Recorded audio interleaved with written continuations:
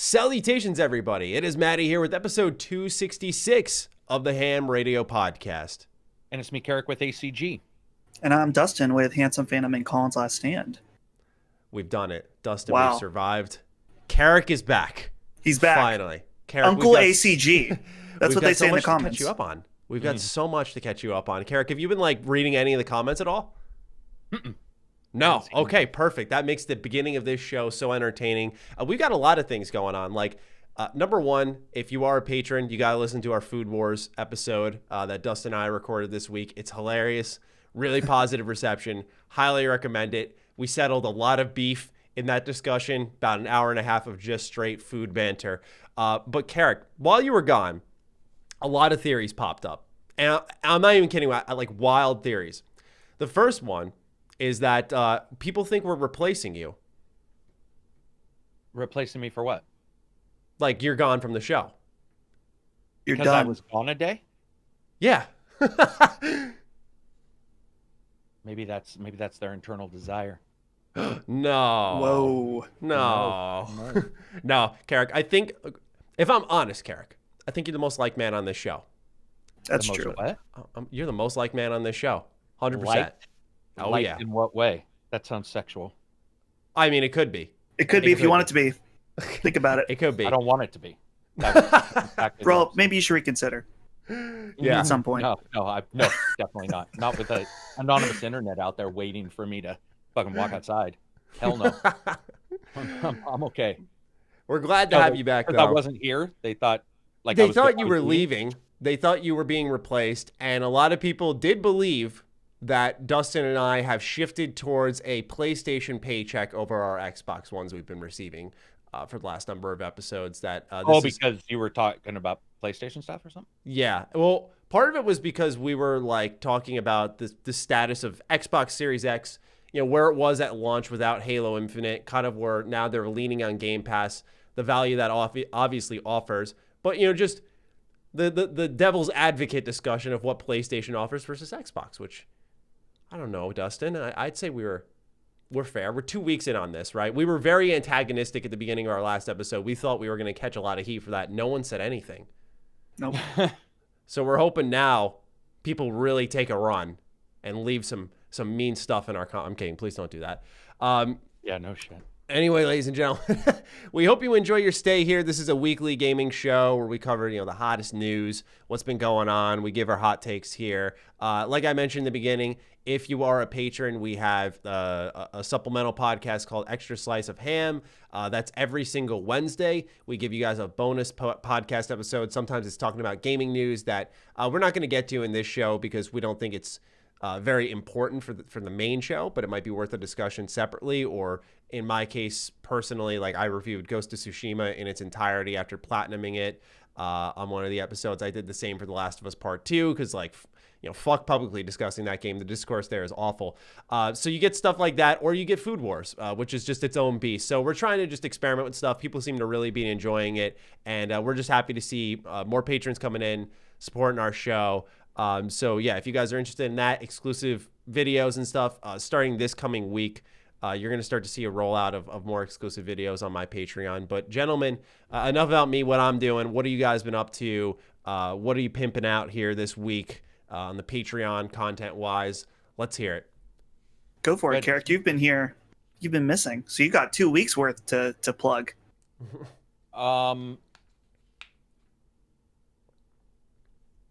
Let's see. Crusader Wars review, not Project Cars. What is that called? Rally Sport Championship or whatever it's called. RC something 9 is coming out, and I'm playing that. And then what did I play? I haven't been doing any game stuff. I've been doing some other stuff. So I'm trying to think. Mafia. Oh yeah. Did a video on that. But when it comes to stuff coming, I don't really have anything to necessarily. I mean, this week is sort of busy, and then next week is sort of crazy. But yeah, Kingdoms of Amalur, I guess. I think I have a code for that. That's going to be, or what is it called? Kingdoms of Amalur Re-Reckoning. Re-Reckoning. The famous THQ Nordic naming process. Yeah, so I've got that. Did that come today? I think I got mine email yesterday. about it. Yeah. Yeah. They did like there was like emails about it for the last couple days. There's something else that for some reason I cannot remember that's coming out too. That's honestly, cool. I don't blame you. There's been so much shit lately. Yeah, it's been it's crazy. totally shifted, I think, due to the events not actually occurring, because companies that would never contact me have started contacting. Yeah, right. Like the whole digital thing has actually changed who reaches out now. Like, that's why I'm a little confused on what I should say, because I'm going to be honest, I haven't been looking at NDAs. I've just been doing the games and knowing that they're further out. I can't blame you. There's so much, like I said, there's so much stuff. Like even my email. Yeah, there's a lot of stuff that's coming in the next couple weeks, I think. Yeah, absolutely. For a lot of big games, which is cool. Yeah. Dustin, what about you, my friend? The only thing I want to plug right now is that my episode of Side Quest this past week was about different IPs or franchises that Sony should bring back. And what's surprising is one of the ones I said in the episode was Legend of Dragoon, which is a game that I haven't fully played. I remember playing like the demo growing up, but I knew it was a series that people really liked. Or I guess it's not a series, it's just a one-off. And I cannot believe the amount of comments of people that are all about Legend of Dragoon. This game is like beloved by a lot of people. And so that was just kind of surprising to me. But yeah, that's a cool video over on the Colin's Last Stand YouTube channel. Check it out. Yeah, definitely. It's good stuff. I watched it. It was good. When it came to Legend of Dragoon as well, I think a lot of people are hungry for it because the rumor with Blue Point was either they were making Legend of Dragoon again or they were making Demon Souls. And it was one of those like you're winning either way situations. You know, we'll take either. But yeah, now that it's confirmed it's Demon Souls, people are wondering where Legend of Dragoon is, and I think folks are hungry for that. So that was a good pick. It's a good pick out there, you know. You're going to get some traction from the Legend of Dragoon fandom. Oh, dude, I made sure to make that the thumbnail. Oh, yeah. And I think it was effective because there was many people saying, like, I see Legend of Dragoon, and I click. Mm-hmm. So a lot of people like that in CLS who are like, I think Persona is one of them. I see Persona, I click. You know, that's one that we both get a lot because we both always use Persona stuff. So love the CLS love. There's a lot of overlap between all three of our brands, if you will, like CLS, ACG, and my channel. Like there's just, when I look at, I didn't realize this, but YouTube offers even analytics. I know Twitch did, which I already saw, but YouTube offers an ability to see like overlap of viewers, like what they've been watching this week. And a lot of content comes from those respective outlets. It's really interesting to see. So we got this little trifecta going on here that's clearly growing. But now, gentlemen, let's talk about what we've been playing. This might be the longest segment of the show just because as if you've been paying attention to my channel, Karak's channel, we've had a bunch of previews come up this week and reviews. So, Karak, we want to give you the honor of this whole show, man. You've been gone for a while. People are itching to hear your voice. What have you been playing, previewing, reviewing? Start wherever, man, because I know we got Wasteland, we got Mafia, lots of good stuff to go over. I sent you a message in Discord too. Okay.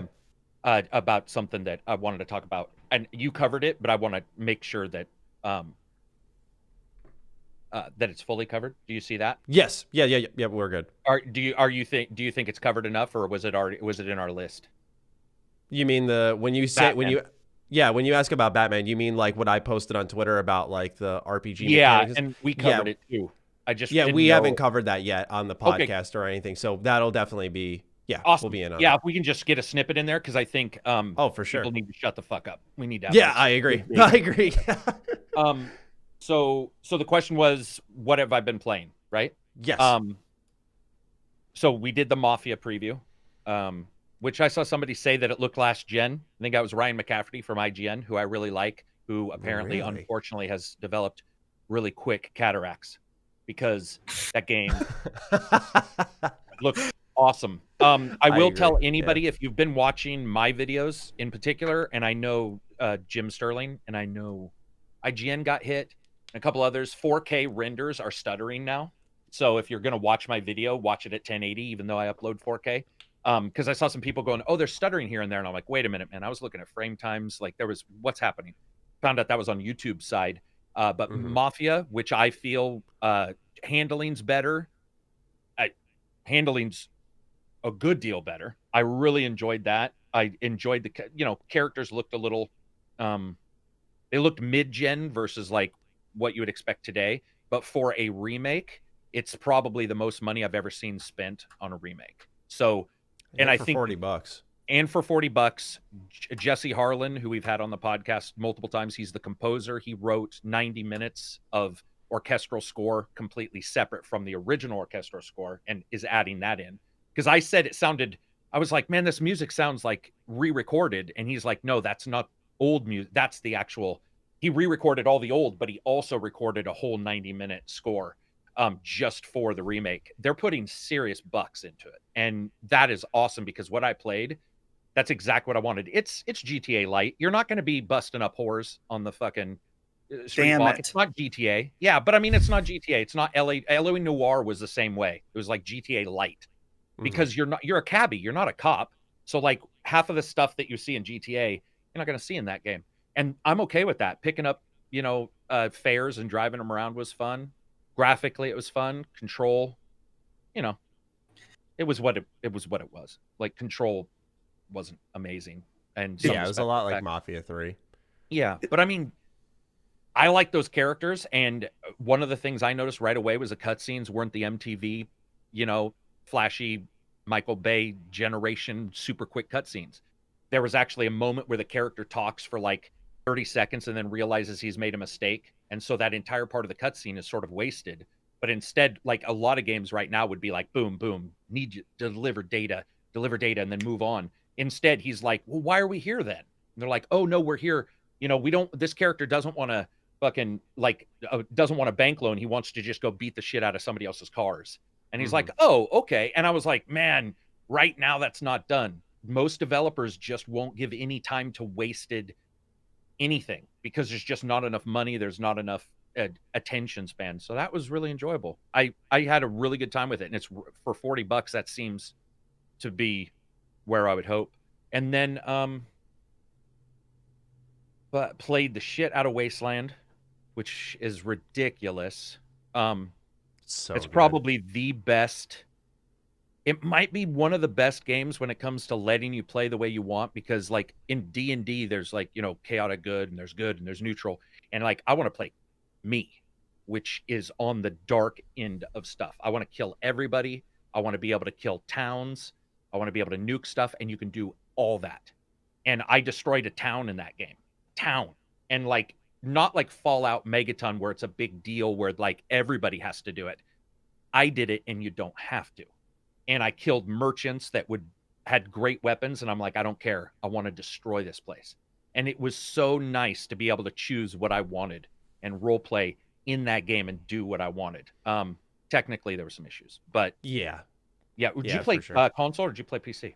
I was on PC. I got about 25 hours in it. It's, oh my God, dude, it is so fucking good. I was working on my review for it, and then obviously some news popped up, so I figured, to give myself more time to play the game, I would just delay the review a couple more days.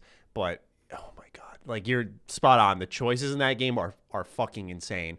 I just love the nuance of the choices, like even in dynamic encounters when you're in the Kodiak, kind of going from point A to point B. The best part of the game. Right? Yeah. Like, I loved how it says, like, you see these enemies. Do you want to use like sneaky shit to sneak up on them? Right. Weird science to do this. Drive with the bulldozer over them. Yeah. You can actually drive the bulldozer over the encounter and kill the people in the encounter. Like, I was just like, what the fuck is happening? Which I did, by the way. Yeah. And it was awesome. What were you saying though? No. I was saying, like, I was gonna bring up another example. I found like a gas station, and because I have this locksmith in my team, his lock picking's like 7, I think. So you needed, I think, 5 to break into the gas station to do everything. And this is all happening through menus, right? Like, it's all kind of in your head because it's in that, I don't want to call it open world, but that the traversal space. And it was just a really cool moment where I was like, wow, my skills are being rewarded here. My team is being rewarded even as I'm going through these encounters that could be a little bit more menial. Like, I remember Wasteland 2 when I was playing it. This was a while ago, but that was a game where I really liked it. And then you got to your first dynamic encounter, and my nuts just got crunched. And I was like, Jesus Christ, like, I just lost everything. But now with like the easier inventory management in Wasteland 3 and a lot more skill checks that really reward you outside of combat. I think it's such a more well-rounded, refined experience. Like it keeps those old school things it's known for, but it modernizes in just the right ways where like it takes a step in front of Divinity in a number of ways. And a lot of people know how I feel about Divinity Original Sin 2. Like it's an amazing RPG.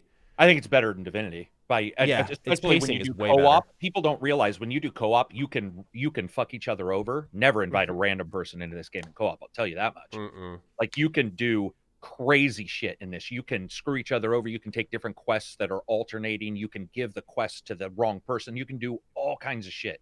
And that game is one of the few where I got done and I hadn't beat it. And so when I recorded the review, I'm just like at the end, I'm like, listen, I've still got a little bit to go because I actually ended up stopping and reloading the save about 7 hours earlier just to be a good guy because I'd been such a bad guy and I wanted to see what would happen. And I don't know if you saw the embargo, but one thing in the embargo, there's just hints that huge changes to the last half of the game and last 3/4 of the game can happen. I think there's about 4 times where Brian Fargo had actually stated in the letter to everybody, he's like, watch out because this huge thing can change this huge thing. And that's what happened. Like, and the change was massive. And he also said there was 100, it does iterative win screens where like you win, you get a screen. There's hundreds of them supposedly. But what I found was by the time I won, that wasn't that it's a game. I don't know if that game requires an ending. It's very hard to describe until you beat it. But I would say that it's one of those games where the journey, you hear that stupid, like journey is more important. It's not that it's more important. It's that the journey in this game, at least, was everything, especially when they tell you that at the end of Wasteland 2, you had basically lost everything or got the Rangers' butts kicked because of your fight and coaches and all that. And then you start Wasteland 3, and the very first thing that happens is you get your ass kicked again. And so it's this odd feeling of like, I've got nothing, and I'm still trying to finish a quest for somebody. So what do I do? Do I finish the quest, or do I subtly put myself in charge? And you can do those things. It's so free to make huge world changes. And I don't know if you let the killer live, the prisoner. I'm trying to remember what you're talking about. There's a prisoner you talk to in your base's prison. Have you got there yet? I haven't arrested anyone in my game. No, he's in the prison already. Oh, maybe I haven't gotten that far. Okay, I'll just say that like that kind of stuff is epic. Like he had said that it'll probably take 5 or 6 times for somebody to see 3/4 of the game, and I would say that I believe that. I would agree. Yeah, and dude, when you're driving the backhoe and the world changes around you as you're driving, and they're just like, this person thinks aliens are landing, and you're like, aliens? What the fuck? Because that hasn't really been a thing. And so then you got to go investigate this if you want, but you don't have to. Like, you just don't have to. You can just do. Dude. The amount of I don't even want to call it side content, but the amount of just optional things that are truly available that you can ignore and just kind of go forward. Like, it's not in the vein of like open world games where they just pepper you with quests. The way they deliver the content to you and then give you options to like how you want to approach it, how you want to explore areas. Right. And like, it's just, they make everything feel meaningful. Like, I remember I found this guy, I think his name was the Great Gurn. He was outside the Bazaar, which is this big marketplace. And I have this whole conversation with him. At the end, he gives me this red key. Now, I don't want to spoil anything, but it ends up like 3 hours into a dungeon, this red key plays a factor. And it's like, wow, like if I didn't have that conversation, would I have got to this point here? And this totally optional dungeon is now all the more rewarding. And then I find out with everything I did at the Bazaar, I think, wow, I didn't need to do this. None of this was necessary. Literally none of this. Like, I came here for one side quest just to do it. And there was like 40 more things to do. It's not overwhelming though. I don't know how they do it. It's like really, really good design. You can destroy doors if you want to attack the doors. And I didn't realize that until probably 6 hours into the game. So I was trying to pick a door and it'd be like, this door is unpickable. And I would just walk away. And then somehow I targeted one, and I started hitting it. And this is the first game I think I've ever played in my life, unless Wastelanders 2 did it and I forgot, where sometimes you'll hit the door and it'll break and hurt you. And it sounds like such a small thing. Yeah.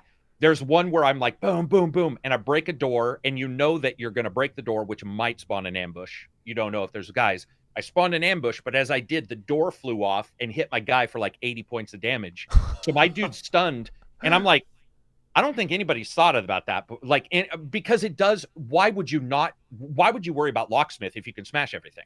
So some games are like, okay, if you smash it, you have a chance of destroying the box. And then they're like, well, if there's a key item, you really can't destroy the box. So we'll have you destroy some parts. KOTOR did that. I don't know if you remember KOTOR. I was just about to say, yeah, KOTOR. Yeah. If you don't do security, you can just break the box and everything in it.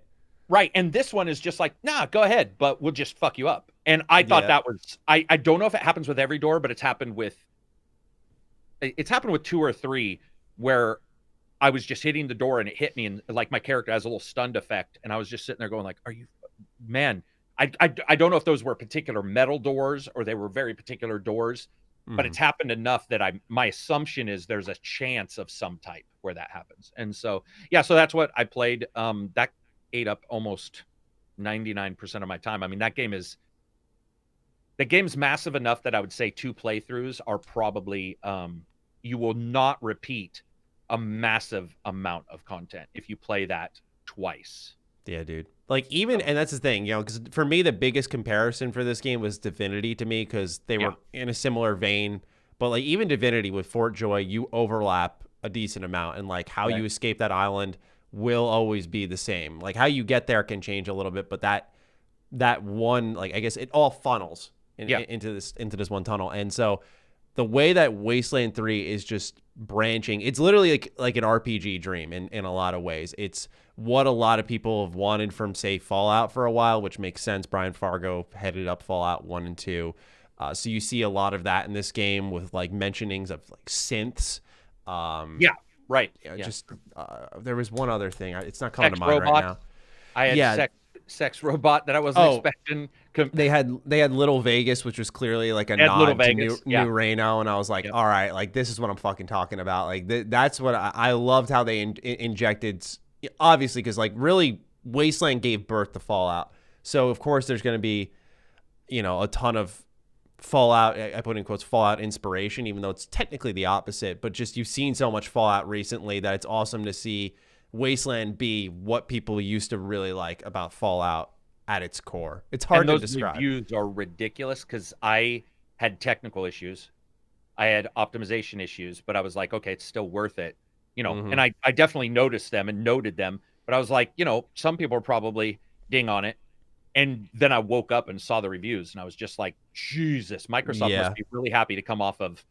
Well, it's not obviously just Microsoft, but it's still I'm sure they help them and stuff like that. And the reason that game was fully voiced is because of Microsoft. Exactly. And to come off of Microsoft Flight Simulator and which such good scores, and then do this, I'm sure they're pretty happy. And Brian Fargo seemed really happy that day when he said, man, waking up to see this response.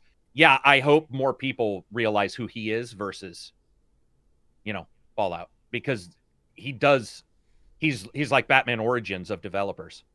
Yeah, right? Man, it's weird. He's the redheaded stepchild. Nobody's going to talk about him compared to Fallout. They'll talk about Fallout, and they forget Fallout exists because of him, not the other way around. So, but that was it for me. Those 2. Dustin, what have you been playing, my friend? I don't have anything new or exciting. I saw you were playing Sekiro on Discord earlier. Yeah, so what's funny about that was last week I had not finished Ghost of Tsushima, and I did the following day on Saturday, and I was like, you know what? It's go time. And I think I mentioned last week that I have started that game. I had started that game 2 different times and gotten to almost around the same point, and then either got too frustrated or something else caught my eye, and I moved on. I was like, fuck it. This is the time.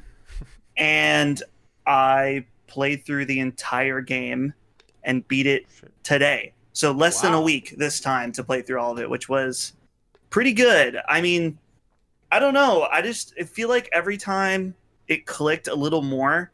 I think my main problem the first time I played it was I was trying to play it like it was Bloodborne, which I think was a problem that a lot of people had, whether it was Bloodborne or just Dark Souls, that the game demands that you not play it that way, which I actually think is kind of cool. Now thinking about it, what's interesting though is through the process of this, I did look at like different strategies and videos that people for different bosses, just because some of them are just like, insane. Right. And it's interesting because there's some of these like videos where people are like, okay, here's what you want to do for the last boss specifically is you want to run around and avoid him. And then when he does this attack, go in and do your whirlwind slash and then run away and do this for 10 minutes. And I'm like, cheesing. It's a cheese. And usually what I do is I'll watch a video like that and I'll kind of like incorporate strategies from multiple videos. And I was like, this is harder than just learning to play the game the way it intends. Because once I was like, fuck it, I'm not going to try to skirt my way around certain parts of this battle. It like became much easier for me. Yeah, that makes sense. I feel like that's one of the best parts of the game is that it rewards you for honing your craft, so to speak. Right. Yeah. So overall, man, that last boss fight though, Miyazaki was not fucking around with 4 different phases of the boss fight. So yeah. But overall it was very good. I don't know if it definitely wasn't my like, I know it won Game of the Year from the Game Awards last year, which kind of was surprising to me. I think that it's a great game. I don't think it's as good as Bloodborne or even Dark Souls 3 specifically is the one I like the most of that series. But I don't know. It got me more excited thinking about Elden Ring. I watched the only bit of trailer we have from Elden Ring again last night, which is still like not even very much to go on other than a visual aspect. And I'm just hungry for more from software. I guess the Demon Souls remake will have to hold us over. Oh yeah, I think that should do plenty for people. But my gosh, like after every event, I just see my timeline fill up with people who are crying. People are getting salty now. Elden Ring. Yeah, no, I don't blame them, man. Like when you show up, you announce your game, and then you just fall off the map with no updates. Like even okay, I put it this way: if Bethesda's gonna open up, they did today, open up and talk about Starfield, and like just tell people like, hey, it's still a ways off. If they can do that, and Bethesda, like, for all their flaws, they keep shit on lockdown. They, like, never fucking have leaks. It's kind of crazy. But if they can come out and just give a little update, I feel like Elden Ring could do the same. My guess, and I said this in a video, is I think they're transitioning to next gen, that the game just got way big, and with new consoles, new development, or rather new ways to develop games because they are doing it at home. I feel like a lot of things set them back where they're just going to like re-reveal. Who even know? Like, I feel like that's overly pessimistic, but who even knows if we see it next year? Like, if they're moving it to a whole new set of hardware and stuff, I don't know. I want to see it more than anyone, man. But like, I feel like it'll be a while. What's weird is that From Software was on a streak where I think it was like Dark Souls 2, and then within a year or two, there was Bloodborne. And then shortly after that was Dark Souls 3. They were like boom, boom, boom. I want to say they were 1 year after the other, but maybe I'm wrong on that. I think they were alternating years pretty much. Yeah. Well, yeah, because February of 2015, I think that was Bloodborne, right? That sounds about right. And then Dark Souls 3 was after that, and wasn't that like 2016, I want to say? Because I have a video... Or like me and Fighting Cowboy streamed that game. March 24th, 2016. Wow. So I remember when Dark Souls 3 came out thinking this is pretty quick turnaround after Bloodborne. Yeah, they were pumping them out for a while. So maybe they're getting a well-deserved break after Sekiro. Yeah, exactly. Yeah, so I don't know. I'm excited. I mean, From Software at this point is... God tier in my mind. Like, I did not play that VR game. I always forget about that. Did either one of you play that? I didn't. Dressine? But I did. Yeah, I remember that. I was like, what? It wasn't like super hot or anything. Like, people weren't raving about it, but I am just curious about that since it is a From Software game. But yeah, I don't know. haven't heard a word about it. I'm still curious. It's weird because just a few weeks ago there was that real strong rumor about Bloodborne on PC that then nothing seemed to come of it. It at the time it was felt like it was imminent that it was at least going to get announced, but who knows? Yeah, I feel bad for. I think anyone who's from a company would laugh at this, but I feel bad for anyone who's trying to leak data this year because what's happening today is probably not happening tomorrow. And that's been that news story is a perfect example of that. Like we've been hearing, I remember there was a YouTuber who came out and said like Bloodborne's going to be like ported on the PC. A lot of people didn't believe him, but he was just saying, look, I'm just delivering the information from a very trusted source. You guys can choose not to believe me, but you'll see. And now he probably looks foolish because things have changed drastically since then. And it'll be even longer with something that's out of all of our control.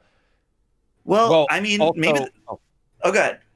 I was just gonna say, I mean, even Jeffrey Grubb, because we talked about it in your Discord, Matty, but like Jeff Grubb was like, "Oh yeah, there's Microsoft is for sure working on Perfect Dark," and then everybody was like, "Really? Are you verifying that?" And then within like less than a couple hours, he completely unverified the entire thing, and you're like, "Okay, what's happening?" Because he's supposedly like, Jason Schreier's moved on, because he's doing the big wig stories and the leaker's going to be this guy. And it's like leaking now would be a disaster. Like I've even stopped on a couple things that I hear because I'm like, I have no clue if any of this is true. And like delays are true. When I hear that, I'm like, probably. Yeah. But when, that's like an easy that, bet. Yeah, but when somebody says there's a secret this or there's a secret that or there's a new this or new that, I'm just like, whatever. Because even if there is, you have absolutely no clue that these companies aren't going to change tomorrow because they don't know.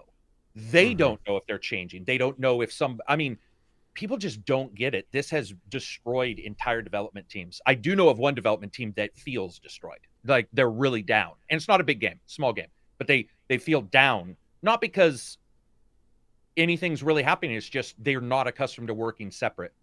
And none of their tools, people don't realize many places shut down the actual offices.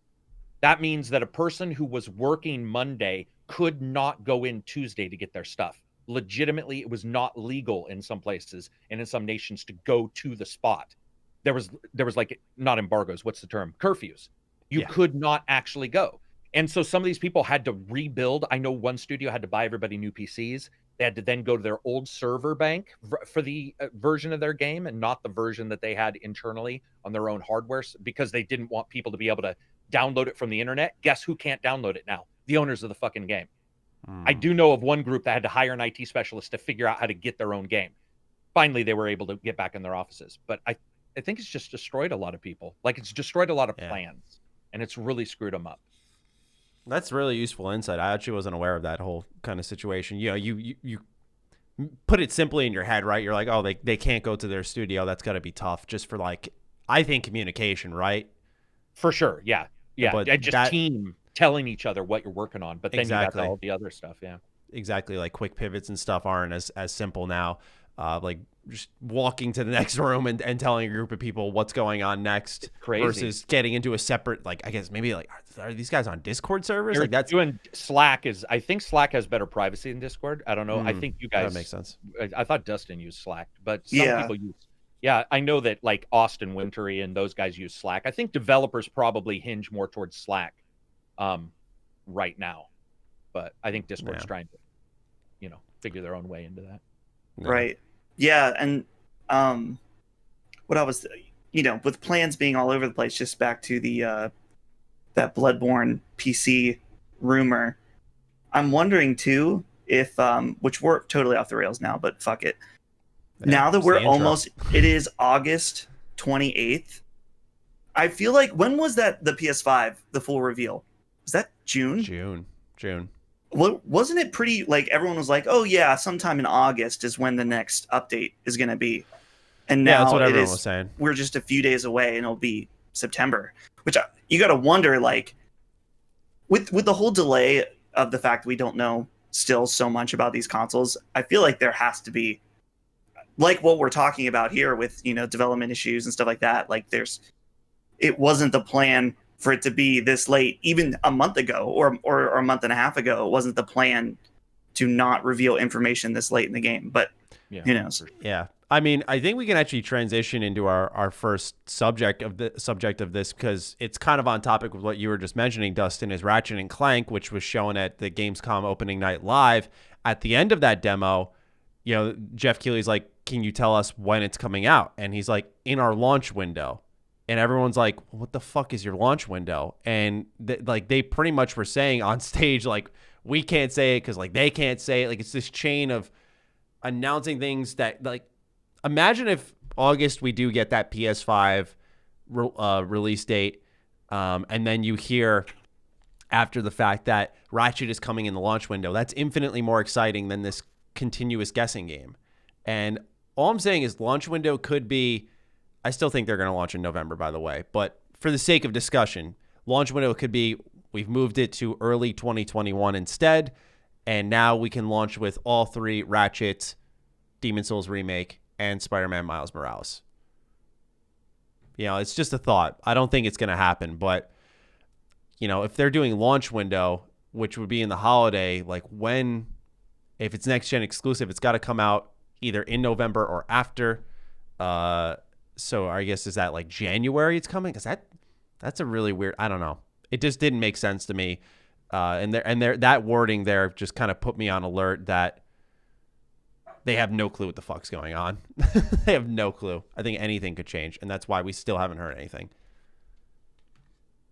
What did you guys? I was just gonna say, did you guys get the email yesterday about Sony or pre-orders? Yeah. Sign up for a chance. I don't know if you guys noticed, but that was completely a scam. So wasn't a scam in a bad way. It was a scam. They said, "Oh, you need to click this link to go here, and we're gonna check your gamer tag." That's not true. It's somebody already checked it. It's legitimately just grabbing any emails you put in. So I put all my friends' gamer tags in there. I put all my friends' emails in there, and it took them all. So it's a lottery of a lottery. It's basically just saying, hey, we want some names. And to me, that indicates that there's even more question on what's going on. Because when I went in, one of my friends who's a tech guy is like, dude, that I wouldn't even put my information in there. That feels like a scam. I'm like, well, it's just asking for an email and a gamer tag. I'm like, that is technically a way to scam me, but I'm like, it checks out. It says Sony, it's PlayStation. I'm at the right place. And then I entered it, and it was like, thank you. And then I hit the back button, and it was like, well, what's your gamer tag? And he gave me his gamer tag, and it stated, we will check. And I entered it, and it's like, thank you. And I was like, oh, wait a minute. This is just asking for data. I honestly don't know if either one of these companies even know how many they're going to make. We know that Sony said we want more, but that actually means nothing. I want more gold. I have none, but I want more. So we don't know. China doesn't know how they're building stuff. They've been much better, but they're actually at their second rung of the coronavirus. They're actually starting to see bumps in different places. So it's like, I think a lot of it's also manufacturing. And then like, you got to, what do you do co-osts at stores? We know Microsoft signed something with Walmart last week where they're doing the console now, the Ultimate Edition, where like, I guess you can go into Walmart and Target and like for $29.99 a month, you can get the Xbox X Series, and a game. We knew that was coming, but they're signing deals with manufacturers or with companies that I don't think any of us would walk into. We wouldn't walk into a Best Buy like right now with COVID, those kind of things. I think everybody's just really confused how to even deliver their console, let alone the games, because I think a lot of games are delayed. Lego got delayed even. And Lego's been worked on in a long... Dude, if you say anything bad about it, I'll punch you. No. I was about to compliment the fuck out of it. Oh, okay. Yeah. I was really disappointed that game. I'm a Christmas Lego fan, and I would have loved to have played that. Yeah, man. That was where my disappointment lied as well. Yeah, but I will say, at least it looks worth the delay, because the changes in the camera angle and the battles that we already knew from the originals, I was like, wow, okay, they went back 9 games, dude. Yeah, for that's normal price. And I was thinking there's got to be a catch, but seeing, like I said, they were showing all of the series in Star Wars, and I was like, wow, they did it. Oh man, it's all fully animated. Like they touched other areas up. it's all voiced, which I know some people are hit and miss on. It looked yeah, I don't mind it really. I think that the trailer delivered to me that they can still be funny with the voices. But that game looked fantastic. And Yeah. I guess we'll transition to that as well. What did you guys like from Gamescom? Or did you even like the show at all? Because I've said it in like 2 videos, so I'm not going to like restate it. But I just, man, that show was something else, man. I did not like that at all. No, I was. What was even there that was like? I mean, I know Ratchet and Clank. I thought Ratchet and Clank looked amazing on the PS4. And so the jump does not impress me graphically. Where if they had shown a shit game, I don't know what game, maybe Days Gone, right? That's a zombie one. Let's say they showed Days Gone 2, right? And it was an open world PS5 game.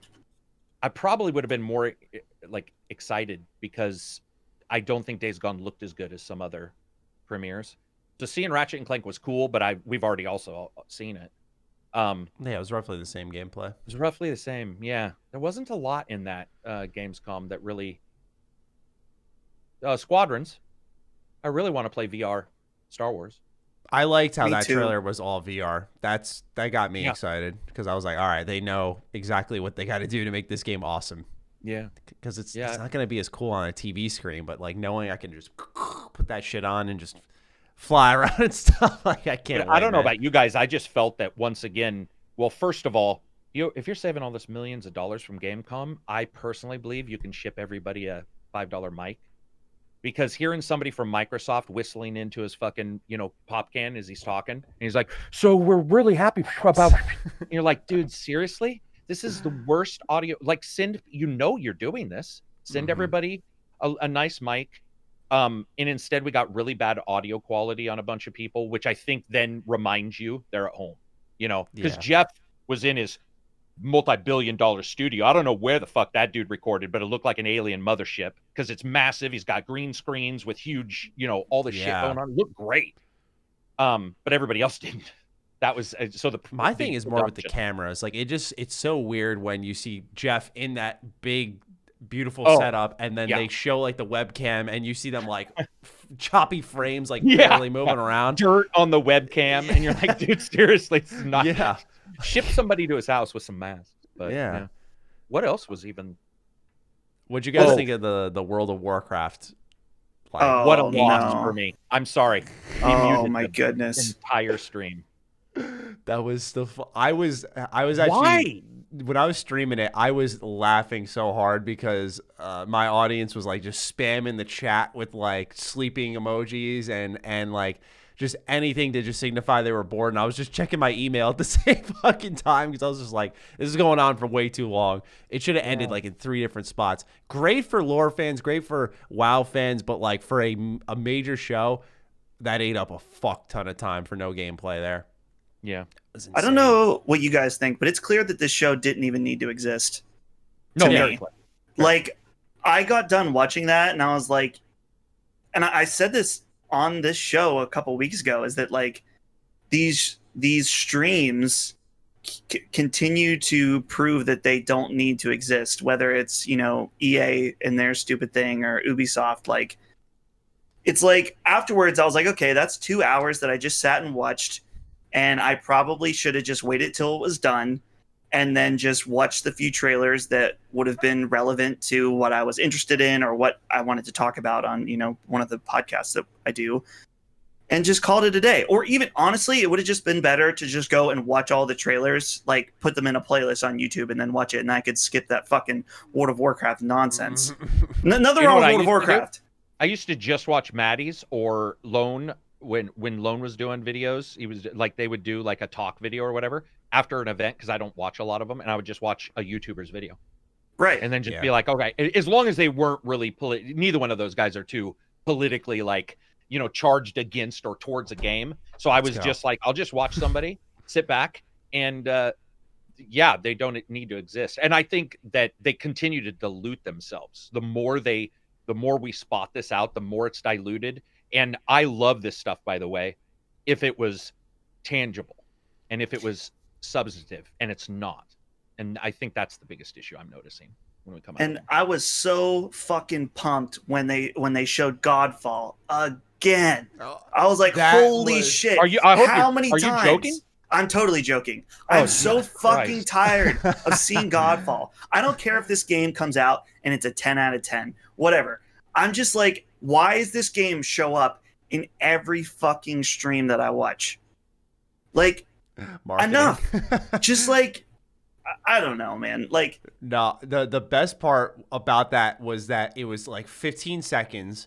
There was no music. It was fucking choppy as shit combat, and then it ends. I was like, Jeff said it was a looter shooter, and there was no shooting. Which now, admittedly, that's just a grammar vocabulary thing. But my chat went crazy when he was like, "It's a looter shooter," and he just ran forward, swung, backed up, ran forward, swung. I get it. I don't want to sound too negative on it. I think all this does show. It doesn't necessarily show negativity towards the games. It shows negativity towards flooding us with these events when they're. So the games I don't have an issue with. For example, people got mad at me. Sims 4, Star Wars is probably my most exciting game of that I saw show. a lot of people upset about that. I thought people would be like... people are mad. And yeah, I was reading the replies. Like, what the fuck happened? Dude, here's the thing. Do you know what the last expansion was? It was quite literally feel bad about yourself for being a person and clean up an island. That is no lie. Go look at the last expansion. Your job is to basically spear trash on the beach and feel bad about yourself. That was their last expansion. So Star Wars, bro, step up. That's a step up to me. And the idea, and I saw people even in my chat who were like, who asked for this? I'm like, bitch, me. So when I didn't like you feeling bad about yourself and stabbing your trash, I had to live through it. Now you have to live through me breeding stormtroopers. Like that is, I actually got more excited for that than Godfall, obviously. But all the others, there was nothing. They just don't know what to show. And I think Jeff, I would never say he is not impartial. Other people can say that. I don't know. But sometimes it feels like he's excited about everything. And therefore, everything gets in these events of his. And so he's really excited about, let's say, a really slow World of Warcraft trailer where we can't figure out why it's there. And I don't know if he chooses or the group chooses or what, but it feels like they miss their audience. They don't know who's showing up or why. Because I just don't think anybody, even by the way, I have a lot of World of Warcraft fans, and none of them were excited about what they saw because they already knew that expansion was actually coming too. That was another thing. They said world exclusive. It wasn't exclusive. It was already, like, the data was already there. Everybody already knew about it. I don't know. Yeah. Was there anything positive out of the fucking thing? There was. I mean, Lego Star Wars really was like that. And I will say Call of Duty. What they... The VR? No. Sorry. That was Medal of Honor. Yeah, Medal of Honor looked good too. But I already knew about that game. I think a lot of people are still discovering that. So I'm not going to knock that too hard. But... Medal of Honor looks great, but in Call of Duty, they were talking about the campaign where we now know you picked up, or you mentioned Colin picking up on this, Dustin, about Raven being at the end of the trailer. And the person who talked at Gamescom about Call of Duty was, once again, Raven Software. I think he was like the creative director or the director of the game, something like that. He was in a lead role, and he was talking about the campaign they were making. He mentioned creating your own character, which I was like, okay, strange, but okay. But then he mentioned branching story paths, and he mentioned multiple endings. And I thought that was really cool. Like that, to me, if you're making as much money as you are with Warzone and you're going to do a campaign, you've got to move things forward. Like the stagnant 6-hour Michael Bay films are guilty pleasures at best for me. Just nice popcorn, like, I don't fucking care what's happening, but this is cool. I'm shooting shit. That's it. And so I'm happy to see that they're moving things forward in that regard. I think only Raven could do that because they made Singularity, which was a excellent FPS campaign with, sounds like the same thing, minus the character creation. Like there were choices throughout, there were interesting abilities. And so I think they're going to handle it well. But that information got me excited because it was truly new, right? A lot of people say with Modern Warfare and some of the changes to the engine that is new. To me, that felt clunkier. I know a lot of people like it, but to me, that felt worse. And so it felt like a change for the sake of change rather than an actual meaningful one. So what they were talking about with their campaign, at least, that to me was meaningful. And so I'm looking forward to seeing more about that game. I think there's going to be a multiplayer reveal sometime next week. I don't have the date in my head, but what did you guys think of COD? Did you catch any of that info, or are you paying attention to it? Yeah, we have a big Raven software fan and so yesterday we did a podcast and that's all he talked about, which was crazy. He knows a lot about Raven. And he was like, this will be their first one that they're in charge of. Fucking this guy did this guy did, and he knows all these names and stuff, which I didn't realize Raven had such like ravenous fans kind of thing, but they apparently do. I love Soldier of Fortune. I love some of the stuff. I didn't get a chance to play Singularity. I know, and he loved it too. He said it was an amazing shooter. So it's a good game. It's like, what I think of is like, have you played Resistance? The trilogy on PS3? Yeah. Yeah, you know how they have like all those crazy weapons? I think of that arsenal with some kind of supernatural abilities, and you get some choices throughout. Not like a ton. It's really 2 paths. But and if Call of Duty does that, minus obviously there won't be like supernatural abilities, but if Call of Duty does that where, you know, they give you 2 paths, like I'd be happy with that. I really would be, because that would be interesting. Black Ops 2 had some choices as well, and I really liked that. I thought that was one of their stronger campaigns. In the way what do you guys think of the graphics of this one? Oh man, the cutscenes. I mean, it's weird for me to compliment a cutscene because it's pre-render, of course. But wow, I was like, man, Ronald Reagan's looking pretty lifelike, and he's dead. I thought he looked cool.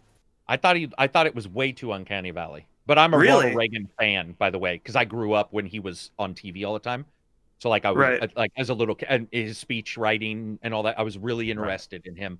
Not all of his choices, but yeah, I thought he looked weird. But I will say, I don't know if people picked up on this, but there is a rumor that the CIA guy is based on Roger Moore from Bond. And I gotta say, when I saw that I blurted it out when it was live. I was like, dude, that's Roger Moore from Bond. And somebody else said, no, I can't remember. They were like, maybe it's somebody else. But when you go look at like Roger Moore, and then if you were like make him older and scar up his face, it looks like, which it sounds weird, but because he looks like somebody I know, I became much more interested in this story than I was prior. Because it was just like, oh man, that looks like a guy I like recognize. It's not him, obviously. Roger Moore's dead. But it was just really cool to see that. And that's when I thought the cutscenes looked cool. It was like facial textures. Even though I didn't like Ronald that much, I did notice like the cuts and stuff on that dude's face, the sunglasses. But I got to say, I'm just never anymore, ever impressed by a cutscene. I thought that was cool, but everything else, I was just like, I don't care. Because they showed a couple bits of what looked like gameplay. And if that's true, prepare for the same bland textures, because there was a time where like they come up out of the floor, it looks like they put their hand and they come up, or they're standing up, and it's like the same shit cottage cheese textures everywhere. And I was just like, oh god, I hope that's not something we need to see on next gen, but we'll see, because this will be on everything, right? This will be next gen and current, won't it? Yeah, they're doing that whole pay $10 more. Right, it's them. Yeah, I was really disappointed about that. I forgot. I feel foolish for thinking Activision would do otherwise, but I do view 2K below Activision. Like, I feel like they're worse. So I was thinking Activision won't do this with Call of Duty. Doesn't make sense. Get all your players in for the new one, but they're not. What do you guys do? You guys like the time frame of this Call of Duty? Then I love Black Ops 1. That's my favorite Call of Duty. So yeah, like I'm a little biased. I'll be honest. I'm a little biased. I had a really like fond set of memories set in that game with like time. It's just spent with before friends. Your time in real life, so I didn't know if like that would not be fun. For me, it was more the multiplayer, but the story was also really good. But it really was the whole package, that game, and just the amount of. I'd be curious if I could go onto my 360 and see how much time I spent on that game. I would be probably disgusted. That was literally the only COD I played. Do you like that time frame, Dustin? Are you gonna does time frame interest you more or less than like a modern? It is interesting. I honestly don't really know, just because I never played the first Black Ops. I played all of them after that. So, and the ones after that are not during that era. So I'm intrigued. I mean, I don't know. consider myself a Treyarch fan more than I'm more likely to check out a Treyarch Call of Duty than Infinity Ward, which even though I really liked Modern Warfare this past year, I thought was really good. So, yeah, I think it's interesting. I think the most interesting aspect of it is the fact that Raven is doing that campaign, just because it'll be hopefully what it sounds like so far is something fresh in certain elements. We'll see how much they're willing to shake up the formula once we actually get the game in our hands. But I feel like they'll do a good job just because they've been like in that backseat role, and now they have a chance to take a leap ahead of Sledgehammer. Like Activision, it's very interesting how they've handled the whole dynamic with the franchise, because they've really set a competition. Like you kind of have Infinity Ward and Treyarch in the spot where they've been known since World at War and COD 4 was really where I think they took off. But they're almost in these safe positions. I don't think Infinity Ward should be, by the way. They fucked up a lot, but still, they're in their like kind of safe position. So you sort of got this ongoing battle amongst all the studios on support roles, lead roles, who gets their chance at a COD. So I think it's really exciting to see Raven getting a crack, and I think they're going to take full advantage of it and do something good, at least for the story, right? We know that we covered this last week, I think, Dustin, that the development shifted a little bit with teams being shuffled. It was originally like Sledgehammer's game, then it moved to Raven's game, and Treyarch stepped in for the multiplayer.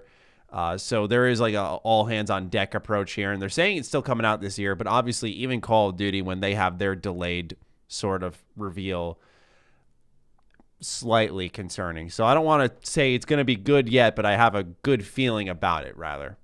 Isn't it weird too? It just dawned on me. You're right. So we're out of August technically for we're pretty much out of any August announcements unless Monday happened. Mm-hmm. And so yesterday would have been the day for them to announce timeframes. Yeah. And they didn't, which puts us into September in a time frame where people are going to have to save money. And I don't know. I don't think they're going to be delayed, but I'm going to be honest, man. I would not be surprised if the consoles are delayed. I just have or if there's some big surprise that none of us are privy to. And what I mean by that is I think Microsoft has got a couple pricing things that they can do, but there just seems to be something going on. And it's not just that they don't know. It feels like, I don't know, man. There's something else. How are they going to get it to us? Or, is the discless version the first version of the PS5? The rumor originally was that the cheap version would be out, and then there would be the disc version later. And you're just like, oh, that'll be a shit. And that sort of fits with the weirdness of some of these next gen upgrades. I don't know if you guys have been seeing that. If you buy this version, you get the Xbox prior, but you don't get the PS5 after. All these weird things. And a lot of people have been pointing out that if you track it, it looks like one or the other is not releasing a disc version right away. And so that's oh shit, is it getting Blu-rays into these things? Is that the issue? Yeah. I don't know, man. Interesting. Yeah, there's a lot of weird stuff going on, obviously. Could be with that pre-order thing that you mentioned earlier, signing up for pre-orders. They're just gauging how many people might be interested in pre-ordering the systems. So not only to see how many should they make, but okay, how many people still want to pre-order this thing at this point in time?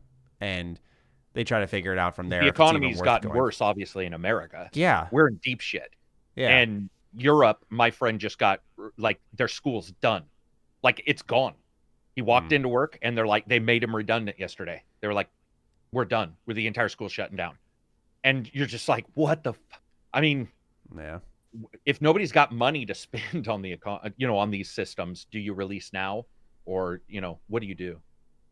I would be more interested to see them bite the bullet and kind of leave the holiday window behind. Nintendo already showed they'll be fine if you. When launch did Nintendo do theirs? March 2017. Dude, right. Lego got delayed. Maybe Lego was a hint. Maybe they're spring. You might be onto something, man. No, I sort of. We talked about that yesterday. Okay. Well, people teased me when I brought it up. I'm maybe they were a system seller and Lego moved because the other consoles are moving. Everyone's you're stupid. I don't know, man. All I'm saying is writing's on the wall here. Yeah, something weird's happening. For sure. Anything you guys want to toss in about Gamescom that comes to mind, or should we move on to our next subject? We don't have to talk about this for long, but I don't know what the fuck was up with the whole Christopher Lloyd thing where he was on there to promote Surgeon Simulator 2. Like, yeah, I was like, am I having a stroke right now? Because I'm just getting like, there's 3 different elements as far as I'm watching Gamescom. There's Christopher Lloyd and he's playing his character from Back to the Future. So those are 2 weird things already. And then it's like, hey, here's a trailer, a crappy influencer trailer for Surgeon Simulator, which I'm sure those ads are very effective. I find them super annoying for some reason. It's like, hey, look at all these people having fun with our game. We're not showing you that the game is fun necessarily. We're showing that people having fun playing. I don't know. There's something about it that's weird to me, but just a weird thing. Yeah. That's the thing. We don't want to come across overly negative, but at the same time, man, like it was just, there were so many strange things during Gamescom that we've already covered, and like the WoW trailer, the silent fucking Godfall gameplay, this moment here it's just, I think Dustin was right on the money that it didn't need to happen. And I'm like a pro event person. Like I like getting everyone together, sitting down, watching it. One of my favorite things to do when E3 was on like Spike was I'd invite my buddies over. We'd all get a bunch of snacks and we'd watch the event together, and we'd like live tweet it off of my Twitter account. And like, it was just like a fun kind of, I put it in quotes, like a production thing. So I always like the idea of watching these events and getting them together. So anytime there's a chance for one, I'm all about it. But man, dude, like just the way that this one was handled, it didn't need to exist. All these games could have had their updates released separately. There wasn't a need for a platform. Jeff did say, I don't know if it was on the pre-show. It was right before. Yeah. He said how he really wanted to have like a show people that was like big and kind of normal, because he was like on his set with like not from home. That was exciting people. So I don't know if his well-intentioned sort of like led to a show that didn't really need to happen. But yeah, man, I just like, look, I know like sometimes there's just going to be those shows that don't have a ton of big reveals, and that's totally fine. I don't know if it was because they announced everything that would be there beforehand, so you knew what to expect. But they did say there were going to be new reveals, and any of those reveals never really grabbed me. So I just don't know if it was a show that necessarily had a place, had a reason to be around. Honestly, the only thing that would be worth watching for the rest of the year is, of course, if there's a Nintendo Direct. I think that would be worth people's time, because they haven't done one. I don't know. Outside of mini directs and third-party directs, they haven't done like a straight-up direct in a really long while. So that would be worth watching. There would obviously be like a state of play or something for like PS5 details. That'd probably be worth tuning into. But outside of that, man, like it's just, we're getting to that point now where, okay, now the games are coming out. Like it's enough with these streams and these shows. It's time to just play the games. Let's talk about those. All right. Enough of that. Let's move on into Gotham Knights and Suicide Squad. The double reveal happened last Saturday during the DC Fandom event. Gotham Knights came up first. It received a trailer. It received about 8 minutes of gameplay. Suicide Squad was later that night. It got a trailer. It got its own little presentation. I don't know about you guys. I sit on the Gotham Knights side of the fence. Maybe it's because we've already seen more, so it's a little bit easier to be excited about it. But what did you guys make of this reveal? The reception to the reveal, Karak, I know you have something to say about that. We're going to get into all of that information too. If you'd like to be the one who delivers it, by all means. But just go ahead and take it away, gentlemen. What did you think of both these games and the discourse that took place after? Go ahead, Dustin. Yeah, so you were saying about you're more excited about Gotham Knights, which I think makes total sense because we have really nothing to be excited for Suicide Squad other than the idea of the game. Mm-hmm. So I don't know. Maybe I'm just getting like more of a curmudgeon as I get older. I just don't like. Maybe possibly because I just don't really. It's not that I don't care about Suicide Squad. I just have no attachment to them. So the idea of a Suicide Squad game doesn't do anything for me unless I was to see some awesome gameplay that would get me excited for it. The only thing that's really stringing me along for that is the fact that it's Rocksteady attached to it. So I'm kind of holding out until we actually know what the game is really like for that one. But as far as Gotham Knights, I thought it looked pretty cool. I think you and I talked a little bit about it on Extra Slice, right? Yes. Yeah, we were asked a couple of questions about it. So I'll just repeat what I said there, is that I think it seems cool. It's a little interesting that the multiplayer, there's 4 characters, but there's it's only co-op. So I don't know if that's just like a balancing thing, or maybe they want to eventually do a 4-player mode or something. The thing that I iterated on for Extra Slice was that I'm a little cautious about its RPG elements, and now as I'm starting to see more info about how it's how they balance, what was it, they balance it like as you play. So yeah, I don't really know what the point of even having an RPG system is then, if you're just going to balance it out as the player plays. Maybe we're not getting the full story, but I was thinking that it's always kind of weird to me when you have an established formula like the Arkham games, we'll say, and then you go and you add RPG elements afterwards. I'm not saying it can't be done and that it's never been done right, but specifically I'm thinking of Wolfenstein Youngblood, how much I would have preferred that game did not have that at all, because the balancing on it was real off, which supposedly they updated it and fixed it. It's a lot better now, but it's a little... The story sucks. Yeah, it's too late on that one for me. But I agree.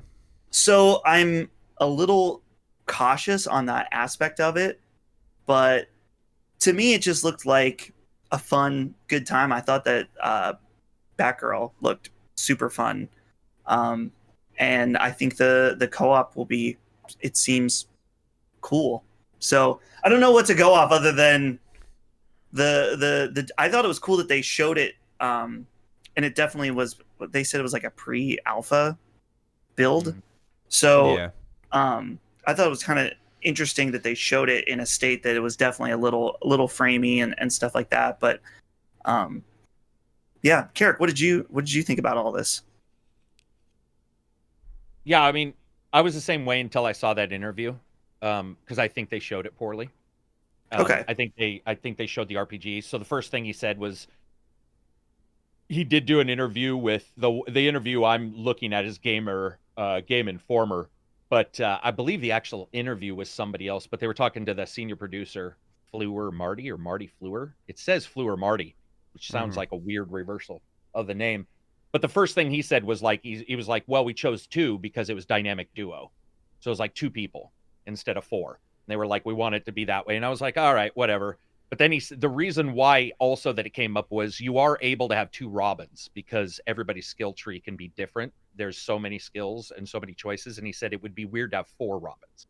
So we had to choose between 4, a dynamic duo or a fantastic 4-0, whatever you want to call it. And they said that when they're playtesting, the combat-wise, it just worked better with 2. It was less everybody sit and just hammer on a guy, which admittedly, I actually now get what he's saying. Like the idea of 4 heroes beating on one guy would look really dumb after a while.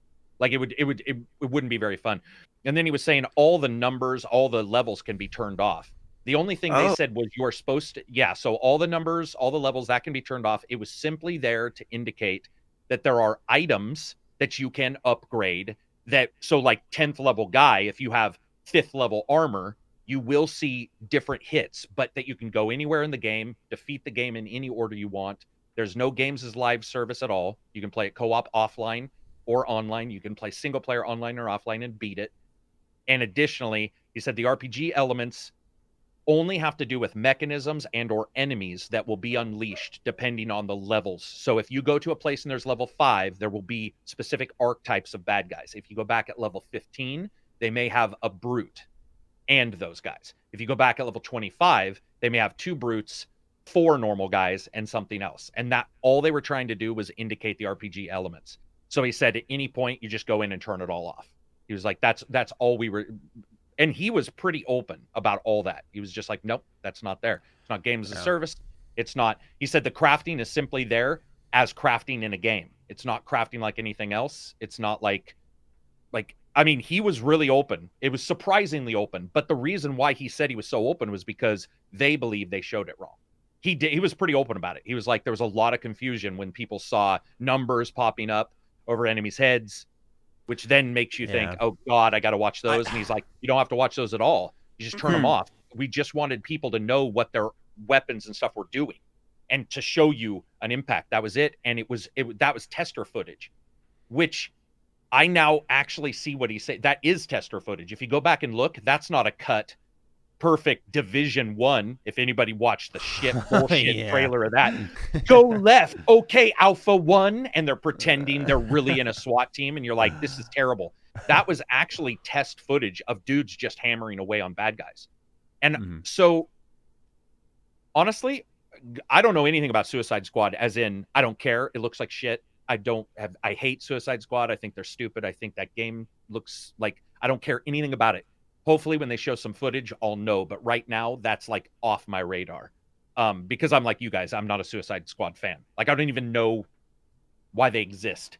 It'll be awesome if it turns out good. But from what I've heard, that's the games as a service game. And that same. Gotham Knights is completely not, and is more, you're supposed to assume it is more like a older style Gauntlet kind of game, but just much bigger and almost like an Ultimate Alliance. That's sort of the way I'm coming away from it. Batman or an Ultimate Alliance, the original Batman. And somebody was saying there was no free flow combat, but there was certainly free. He did combos. They had people flipping over each other. Maybe it didn't look as slick, but this is an alpha. So I don't know how slick it's supposed to really look. That's another thing. Because do we know the release for this one? 2021. Cross-gen game. Yeah, so if this is fall of 2021, then it's actually farther along than I would have assumed, especially with cutscenes with voices from... It's coming out in a year from now. Ooh, it looks great. Yeah, but their voices are bad, by the way. Yeah. I don't know about you guys. I didn't like the corny... Yeah, I don't know. I had some issues with the voice, like the one-liner. It's tough. It's tough. You got to imagine it's tough because, like, when you look at Batman, you think Kevin Conroy. Like, animation-wise, game-wise, like, it's I don't want to say it's easy, but, like, you've got your voice. Like, you don't have to worry about that. And I don't know if all of these other characters have that, like, aha voice. You've just got to look at the character and find what matches. Like, I think Spider-Man did a really good job. I thought Yuri Lowenthal was, like, a perfect Spider-Man voice. He has that edge nature from, like, roles such as Sasuke, where he can sound bad, so to speak, when he's as Spider-Man and he's exchanging with villains, whereas he's Peter Parker in his normal voice. Like, it's just a really good casting. Yeah, I agree though. The voices didn't do it for me, but yeah, I was defending this game right off the bat, man. Like, I saw people complaining it wasn't a Batman game. I saw people saying it was fucking Avengers, which that drove me up a wall. I was just like, it never even looked like it. That's what I'm saying. Like, even without this data, let's say this interview never existed, I never thought for a moment that this game was anywhere close to what Avengers was at all. The thing is that I want to see if you guys agree with this. My point that I made was there are so many games as a service titles that people forget that co-op can just exist. Yeah, for sure. Yeah. Like, that's it. Like, it's just that simple. I think people know of co-op. I'm not, like, talking down on anyone. But I think people don't think that you can have an RPG cooperatively anymore. That if you have those numbers and your game is online, you must be paying for skins or something like that. Which, another thing, people were complaining, like, it's games as a service, that they're not going to buy costumes and shit. And I'm like, Arkham Knight fucking had like 18 costumes to buy. Okay, I'm glad you said each. something, because that's actually what I was getting ready to bring up. Yeah. Was that's different than games as a service. And I don't like horse armor, and that's what I call it. That started with Skyrim. Oblivion, right? On the 360, horse armor. But people forgot that. I think also people didn't read into the term, because one of the things is you are attaining knighthood via Batman. So basically, if you've played DC Universe Online, you pick a mentor, and the mentor is sort of who you're patterning, even though you pick all your other powers, blah, blah, blah. So in this game, the same thing is occurring. Batman's dead. You are picking as him a mentor. He's giving you the belfry, and your gameplay is to, at some point, become a knight of Batman. That's the entire point of this game. So that's why he was saying two people, two Robins, could technically be created with completely different skill sets, and then they become they actually join the knighthood of Batman. That's like in the interview. He's like, that's what the idea is these two people take over the role where only one person was needed prior, because it was Batman. But now you need two people. And sorry. I'm sorry. I know you had more. Go on. No, I was just going to say none of that indicates games as a service to me. It indicates Batman was selling some skins, if that makes sense. And I'm not saying I like that. I'm just saying that's where I went, was Batman, Arkham Knight, GameStop version of a skin, Assassin's Creed, fucking Walmart version of a skin, but it didn't indicate anything. I guess maybe people saw the life bar, or they saw the number and they thought of Odyssey. They see the level. I understand level gating concerns. That to me made sense. I get it.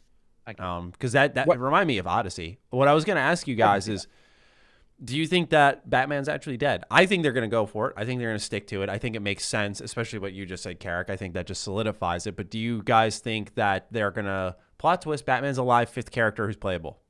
No. Okay, cool. I would have argued with you vehemently before I read the interview, and then every single thing that they were describing, including it not really being like in the Arkham universe at all. The idea is that it's not the Knight Protocol, which was Arkham Knight. It's the Black Protocol, which is Batman's dead. And to me, it seems like the idea would be to show these, 4 or 5 characters, do it this way. And then if they want to do another Batman, that's not going to stop them. They could easily do another Batman game, because it'll just be like, this is a different universe. Why can't they do that? I think in the next X-Men game, they're going to finally have the fucking characters from the various different groups finally get together, like Wolverine with the group, people you never saw before.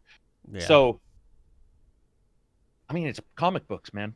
He could be dead, or he could not be dead, but I think he probably is. That's just me. I just hope they stick with it, man. I think the game would be so much better for it. We've had 4... Oh, sorry, Maddie. I do have to add one thing. No, go for it. I apologize. This speaks to what you just said. I forgot something somebody told me. Court of Owl's entire theme is resurrection. Just so you know. So I said yes for sure. Then I saw the interview and said no for sure, because he's blatant. He's like, dude, Batman's fucking smoked. But then somebody who knows Batman way more than me was like, bro, entire Court of Owls, other than being Batman's arch nemesis, is actually they're the ones who kidnapped him, by the way, for a year or two and drove him insane. That series I did read, but just so you know, that is supposedly their entire thing, is resurrection. So maybe they bring him back and he's the final boss. You kill him again. Dude, what if it was like Dark Knight, right? Like you're like the Knights of Batman, and then he is the Dark Knight. He's the bad guy, and you're like, oh no, we have to. That'd be super interesting. I'm not gonna lie. I kind of be about that. And it's Conroy or whatever, I did say this: if there can be 2 Batman or 2 Robins, I wish they would get maybe the anime voiceover actor and another one, so that if you and I were playing, you don't go sup and I'm like sup, and it's the same person saying sup to each other in the voiceovers. I think I hope they do that. That's interesting, because now that you mentioned there can be 2 Robins, there was dialogue between Robin and Batgirl when they slid down the ice and went into the facility. There was dialogue between them. So what if it's 2 Robins? What's said there? I didn't know that at all. So that changes. Dude, wouldn't it be amazing if there were in-jokes? Because you guys know comics probably better than I, but I mean, there are multiple Robins, at different times. There are multiple. Wouldn't that be hilarious if they did? They were just like, dude, if they went all the way with based off what skin you're wearing. That would be that would be awesome, man. Yeah, I'd love that.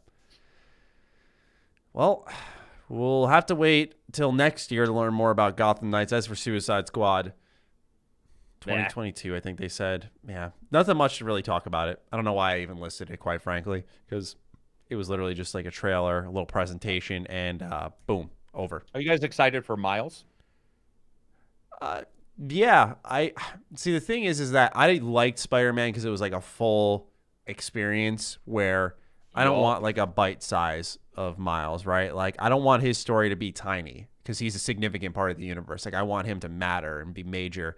And he was in the first one. Obviously, he was a side playable character, but like I want when you're playing as him in Spider-Man, I want this to be like a very meaningful part of what they're building up to. I don't want it to just serve as a cliffhanger to lead into Spider-Man 2.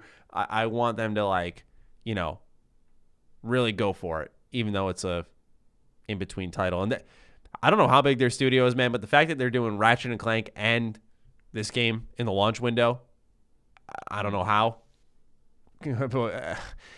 We haven't really seen much, now that I think about it, with Miles Morales gameplay-wise. No. Well, wasn't there that rumor that Miles Morales was going to include the original?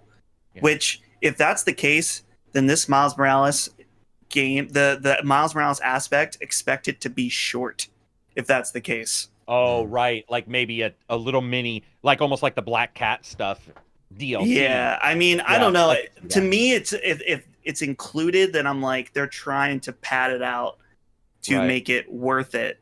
But it is true. We haven't seen shit, have we? We saw he fought like he did a jump in some video. Yeah. It's the only thing you ever see is him doing like up in the air while it's snowing. It looks fucking amazing, don't get me wrong, but that's it. Right. Yeah, I think that if the base Spider-Man game is included, then I would say that Miles Morales is probably that aspect of it is like 10 to 15 hours max. Is it a $60 game? We don't know. That's a stupid question. Yeah, I don't fucking know. Fuck. Because the rumor was there. I can't even remember what it. You know what though? I think that rumor might have been kibosh because I think that might have been on a fake web store. But the rumor was, at least for a while, that's the same one I heard, was that it contained a remake or a remaster of Spider-Man, like updated. But I also was talking to somebody saying, like, what do they do to remaster Spider-Man to make it look magically 20 times better versus make a sequel? Because there are things that they talk about with number one in the GDC that sound specific to the PS4. And I mean specific, like they did a lot of work specific to the PS4, where if they fixed it with the PS5, what are you going to do? Higher res, 60 frames per second. They could just say, you know, because that's a big deal. A lot of people want 60 frames per second. Miles has stated Miles is 60 frames per second. So maybe that's the update, you know, maybe it's just like 4K 60. I guess that would work. This is an article from June 18th from Engadget. It says Miles Morales is about half as long as the original game, similar in scope to Uncharted: The Lost Legacy. Well, that's 10 or 12 hours. That's fine. So yeah, it says that it takes around 20 to 25 hours to complete the main story of Spider-Man. So my 10 to 15 hours is about right. I feel like lying through their teeth. Depends how much. Dustin, anytime they say 20 hours, I say 10 hours. Right. Yeah. So then Miles Morales, realistically, 5 to 8 hours. Yeah, let's hope. So I guess what I wouldn't mind if the story was like 8 hours. I hope that there's stuff to do in the world. You know, I imagine there will be, but I hope it's not just a repeat of what that was probably like one of the flaws of that game, was that it was very Ubisofty in its checklist open world. It was just the traversal and going there and fighting was so fucking good that you don't care. But I would like to see them learn some lessons and try some really new open world activities, stuff that maybe only Miles could do. You know, make it have to do with, I don't know, like tech or hacking or something like that. I don't know what. That'd be also really interesting. I think the weather is going to really help set things apart. Too. Yeah, right. That's what I was thinking too, is the weather. Like, what do they do? Say Spider-Man got hurt and Miles is taken over or something? That's the thing. I don't even think we know why Miles has... We don't. At least everything I looked at prior to yesterday, I could not find that, Maddie. I could not find why Miles was it. But you mentioning the winter, what if it's like, you know, something like that, where like Spider-Man gets, you know, actually hurt or something, and Miles has to take over winter, you know, which would be... I'm pretty sure they said it takes place a couple of months after 2 or 1. Sorry. Yeah, I think. I want to say. We'd have to double check that as well. That's the thing. There's just so much lacking information. I don't know why. Like, if you're gonna say this is launching in the holiday, like I feel like there should be a PlayStation blog post or something just detailing what's the game's general premise, what to expect, and the worry that it's the DLC team because the DLC was terrible. As a whole, or just The bit by DLC was bit? terrible. Oh man, I see. I haven't played it. I've wanted to though because I want more Spider-Man. But I was just like, at this point, I'll wait for Miles Morales. No, it's bad. Wow. And that makes me wonder, like, which team, if it is a smaller Spider-Man, is it just the DLC team? I have nothing against them. Maybe they needed a full game, but the DLC is no lie. It is a massive step down in quality, storytelling, experience, everything. And so that, depending on which team is working on it, because I forgot they are working on 2 games. So yeah, man. See, that's half the battle is like how much can you squeeze when clearly Ratchet is a full game. That is a full game. Yeah. So how much can you shrink down Spider-Man? How long has this been in development for? These are, I think, pretty important questions to be asking. So weird to know nothing about nothing today.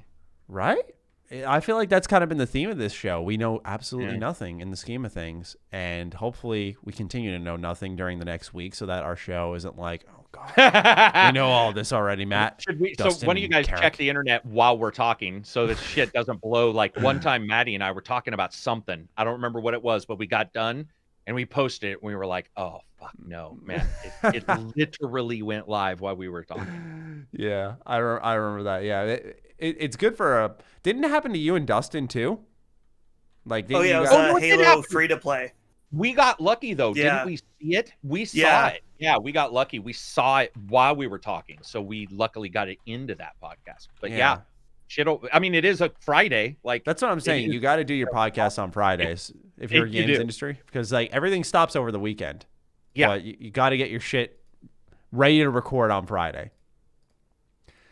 All right. Now I'm checking Reddit just in case. Yeah, before I even transition, let's make sure. There is nothing. We're good. I'm not seeing anything. Yeah. Perfect. All right, then. Let's go ahead and transition into the last segment of the show, the patron questions. All right. I keep hearing like people speeding outside my place, man. What the fuck? Can you guys hear that when that happens? I didn't hear it. I mean, like, you can hear them hit the gas, or you're hearing a golf cart. Oh, yeah, no. No? Oh, cool. All right, good. Good, my mic's working. Yep. All right. Natural Calamity had suggested that Dustin and I act like we have a bunch of inside jokes, so when Karak comes back, he's a little bit confused, but we know Karak. You would just ask questions and be totally unaffected. I would. I'd be like, all right. We all have inside jokes. It's cool. We're actually going to start things off with Carlton Dexter. Hello again. Thank you for the answers from last week. I just wanted to expand on my question a little bit. With all the stuff going on at the moment with the virus and the fact that my wife had our baby in June, congratulations. Congrats. I'm not looking at getting either console at launch. So for me, the answer is a little easier. Just save my money. If you didn't have to buy the new consoles for your jobs, when would you buy into the new generation? When a game you really want comes out, or when any/all bugs and problems have been fixed day one? Also, to add to all the food questions, I am from the UK, and over here, I'm not sure if it is the same in the US, you can get various deep fried things at local fish and chip shops. This could be anything from a deep fried chocolate bar, deep fried pizza, to deep fried kebab. Do you get this in America? I'm sure we do. And if you haven't already, would you try one of the above? Oh, fuck yeah. I'd eat any of those. Really? Though deep fried it sounds kebab? Is that just like deep fried water? I mean, fuck it. Why not? Am I thinking? But that of the right sounds thing? like some kebab is when you put meat and vegetables on a stick. Yeah. Oh my god, yeah. You butter that or bread that up and deep fry. I was thinking of kelp from SpongeBob. Oh, dude. Oh, you can deep fry kelp, actually. Oh. Now that I think about it. Yeah, you can deep fry kelp, which is the reverse of what you should do with kelp. Now that I think about it. Deep fry the most nutritious or the most healthy food you can eat. Yeah. So that sounds like some fair food. Like if you're at like a carnival or a fair. Like I've had deep fried Kool-Aid and a deep fried Pop-Tart at the local here in Western PA, the local farm show. How do you deep fry Kool-Aid? I'm confused.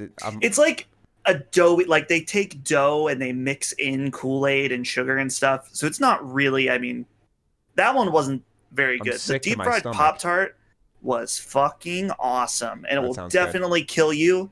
So I don't recommend it, but I would do it again in a heartbeat. I would eat the deep fried Pop-Tart. But What kind of Pop-Tart was it? Was it just like brown sugar cinnamon? yeah, I got the brown sugar cinnamon. It came All with right. ice cream on top, dude. Oh my god. It was wow. Yeah, Next Pop-Tarts and level. ice cream is my favorite food of all time. damn. Yeah. My favorite fair food was this place in the Bronx, and they had pizza cupcakes. Very strange concoction. I can but see it. It worked really well. Nice, doughy, soft, easy to eat. Right, like when you're eating a pizza at a public setting, right? You're always holding the plate, and you get the pizza up like this. You're like hanging over the plate. It becomes a work in progress. With the pizza cupcakes, though, very convenient. Just boom, in your mouth, done. Very, very good. As for your actual question, Carlton Dexter, right? You asked about the deep fried chocolate bar, pizza, or kebab. I feel like I would try the chocolate. I remember deep fried Oreos were like a thing for a while. And when I tried it, I was like, this is okay. A little overhyped. I don't know if you guys said, like, were you guys a part of the hype train for deep fried Oreos? I think Oreos are kind of not that great to begin with. Though I do like they have like a birthday cake Oreo that is fantastic. But normal Oreos, I don't know. I'm just not into them. We're going to have to let you go. Because, first of all, birthday cake sucks. Second of all, Oreo is the best cookie of all time. Wow, So, no way. It's all gritty, and they're only good if you get the double stuff. Like, if you get a plain Oreo, that sucks ass. Like, you don't even want to eat that. I agree. We're on common ground there. So I agree. Have you ever had, like, the red velvet cookie? Pumpkin spice cookie? Oh, okay. The best Oreo is definitely there was a limited time cinnamon roll variety. I've had like every Oreo known to man. Love trying the cinnamon Oreos. roll one was amazing. Yeah, dude. But red velvet is underrated. That shit no one talks about. I've never had that one. It's quite good. It's quite good with a little milk. I gotta know if you're a real freak of nature. Do you dip your cookies in your milk with a fork? Oh, put the fork into the cream. The icing, yeah. The icing. You're thinking. It doesn't. I mean, I don't even really have Oreos in my house ever. So, are we applying this specifically to Oreos? I don't know. Or just any cookie. Because I couldn't see you stabbing like a Chips Ahoy. I couldn't see that personally. But like, I could see. I know it's a thing. It's been a long debate on my Twitch streams of dipping Oreos with a fork. I would definitely try it. I've never done it. It sounds like an effective means to dip it. So, no, why not? No, it's not meant to be. Just certain things are not meant to happen, and that's one of them. People don't need to use utensils for their fucking cookies. Like, I don't know why people force things like this shit. Because if you want to fully dunk, you're going to put your fingers in the milk, which to me would not bother me. Okay. But I can understand some people not wanting to put their fingers repeatedly in the milk. But that's the thing is, I think most of our audience here is dexterous enough to not dunk their whole finger into the cookie. The other thing I argue is if you're dipping the whole cookie, you're doing one or two things with that fork, right? Like you're going to take a bite, you're going to catch some metal on the way in, of course. Not only that, but you're taking half that cookie with you. Unless you're going to eat the whole thing, which is a whole next level savagery. You're not preserving your cookie. What's happening is while you're chewing that one half of your cookie, you're leaving another soaking in milk, hanging on a fork, like one of your, like a sport of like a kill. And it's becoming worse over time. So that's why you dip half, you take a bite, you have another dry half there, and then you dip half of that, and then you eat the rest of that. That's how you eat an Oreo. The thought of accidentally biting a fork is, I mean, biting a fork is something you never forget, and you try once it happens to you, you try with all your might to never do it again. So there is a risk factor for sure. Karak, you've been awfully quiet. Are you just? I eat my Oreos, first of all, like a normal person, not like a fucking Keebler elf. I eat the entire thing in one fucking bite. Oh, that's what I would do, dude. And yeah, I'll dip it in. I wouldn't use a fork, and I honestly love milk, but I haven't drank milk in probably 30 years. So it's been. I love milk, and I used to love dipping cookies, but I would dip Nutter Butters in instead of Oreos. I love Nutter Butters. I like Nutter Butters are good. Yeah. Fuck yeah. I like Oreos too, but I like them in Blizzards, which is the Dairy Queen shakes that are thick. I like them in. I usually don't eat Oreos separate. I would, but they would also have to be double stuffed. And I am also a fan of other flavors, any other flavor. We have lemon. We have the cinnamon. Cinnamon's probably the best, but cinnamon cookies are my favorite anyway. Anything cinnamon. So you might as well just get a snickerdoodle, right? Like, oh, right. fuck yeah. No, snickerdoodles are my favorite. That's like if there was any cookie available, it would be a soft snickerdoodle is like my favorite thing. They're beyond good. They're so bad for you. There's nothing in a snickerdoodle that even it's like the inside of a Twinkie. There's not a single thing in it that you should ever eat. When you look at a snickerdoodle, it's not brown. It's white in just whipped flour and sugar, and it's so good. Now let me because you mentioned Twinkie, sparked a hyperglycemia. I'm definitely gonna send this to my friend because I've never had a Twinkie in my whole life. They're not bad, but they're not like an amazing. Right. For me, they're just a thing. Yeah, Like, I'd rather have like a ho-ho before a Twinkie for sure. For sure. Yeah. What I was gonna say is my buddy, actually my best friend, he fucking psychopath. My man, every night during the summer, and he did this last summer too. He has before bed, right? He goes up to his room. He watches. This summer it was Criminal Minds. He goes up to his room. Good man. Tell him good job. It's a good show. No, good show. But his food choice during this show, questionable for his future, I would say. So goes up the stairs. He's got a bowl of buttered popcorn. Okay, it's a show. That's fine. He's got an apple. Really weird. It's like you're doing it out of guilt. And the reason I say that is because he has 2 Twinkies. So what the fuck's the point of the apple? But also 2 Twinkies a night with buttered popcorn. Like I've been advocating for. How is he not 680 pounds? I don't know. He's smaller than me though. No way. Smaller than me. People don't realize apples are fucking like diabetes' best friend. They have an insane amount of sugar, and mixing the Twinkies and the sugar and the popcorn, like I'm getting diabetes from talking about it, man. Like that's nuts. I would feel really bad after I ate that. I bet, like physically, I would that's too. A lot of different things. He loves that. He fucking like he loves dying on his sword, man. Like I was telling him, I was like, dude, you gotta slow down. I was like, you're 20 now. He lives hard, man. He's a fucking bright star. He'll burn out quick, but God damn it, he'll have a good time. He'll die with popcorn on his beard and shit, and he'll be like, I died well. So speaking of going hard, I have to ask you guys real quick, have you seen these mega stuff Oreos? Because I'm like, in what boardroom over at Oreo, someone I swear like did a line of Coke and then was like mega stuff, and it's just like those giant like, I was like, who thought of this? Who did this? And I guess we live in the United States, so of course there's going to be a mega stuff Oreo. Yeah, but I've never found the appeal because part of what's good about the Oreo, I feel, is the underrated shell of it all, right? Like the crunch. And when you have the mega stuff, you fucking remove that entirely. You're just biting into cream. And at that point, I'll just scrape it off. Cream isn't very good either. Yeah, I don't think the cream by itself is actually. It's sort of a paste. It's like toothpaste consistency. It's sort of chalky. I don't think I would want a mega. Well, I mean that it is though when you if you have it. You're so right though. But it is weird. Toothpaste. I mean, it does sound like an American thing, but then I have a lot of friends from Germany and Russia and Europe, and the confections that they eat make me go like, how are they not 6,000 pounds? Now, obviously, it's because their serving sizes. That might be one thing they eat, where American serving sizes are big for everything.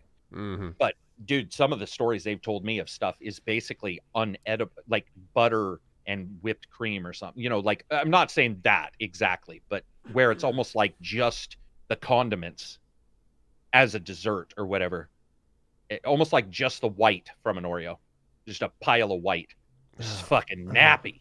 Dude, I don't know what's going on. And you mentioned Germany; they got like German chocolate cake and that shit. I don't know what the fuck they're doing.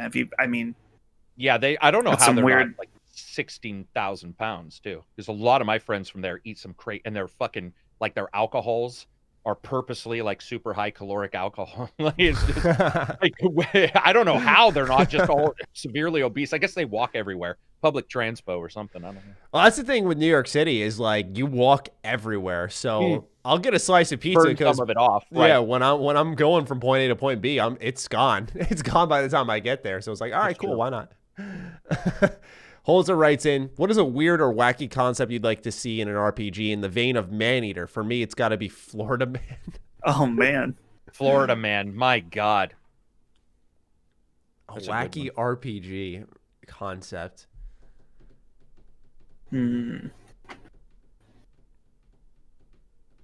Looking at this pill bottle in front of me, what if it was like Medicine Man and you role play by like creating different builds through pills that shape society? banned in Australia I was gonna instantly. say banned in most places. Wait, Yeah. really? Why? Super popular in America, banned everywhere else because that would be considered pushing of illicit like drugs and stuff. Really? Like, Oh, whoops. Yeah, for example, Drug Dealer Simulator is sold in America, but there's multiple nations you can't sell that game. It's on Steam. Drug Dealer Simulator is a Dude, thing? the game is awesome. Oh I yeah, can sell heroin to people. Dude, I've What? got like 37 hours in this game. Oh my yeah. God. is that Devolver one? No, it's Playway. They do all the simulator, Oh. mechanic simulator, sub simulator, if you type in anything simulator, they are the company. And they have Bum Simulator that's coming out this Oh. year. But where you can do the Dovahkiin shout by drinking whiskey and shouting other bums. This thing's Just got 5,500 reviews on Steam, and it's a is 9 it mostly positive? Yeah. No, they're good. House That's Flipper. just- They also made House Flipper, and House Flipper is a phenomenal game. Dude, they must And that's cash out on. all Are they all this same company's making like all these simulators? Yeah, they're I don't want to say Activision, that would be bad. They're a publisher and developer, but they also have other developers who then like the style of game and they do deals with them. I've talked about them before in my podcast. They're the most prolific publisher I think I've ever seen. Go to their Steam page and look, and they also have a good number of very highly rated games, and they are phenomenal. Thief Simulator, by the way, is probably one of the best games game I've looks ever cool. played. You actually go to like the dark web and talk to people about like getting codes for people's alarms on their houses. I mean, they're in depth. Yeah. Playway is prolific as hell. In fact, I think Grim and I have talked about it in your Discord because we were trying to figure out if they were a shitty publisher, like if we were going to hear anything about them, negative, because they release so many games. And every developer I've talked to has actually enjoyed working for them. Someone with a 28.3 hours on the game wrote a review on Steam. It says you gain XP when people do OD on your product. What?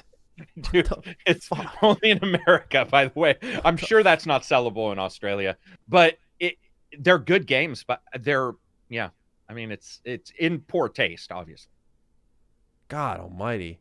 Wow, I had no idea a thing But if you want a existed. fun stream game, that's the game that is a company that will get you, it'll pay its $12. Like and by the way, a lot of their games are free on Game Pass at times. Oh, wow. Okay. Yeah. You guys have any weird, wacky concepts for RPGs, or are we just going with Medicine Man? Shark Hunter beat mine, or Shark, what do you call it? Maneater. Maneater would have been mine prior. I've always wanted to be a shark.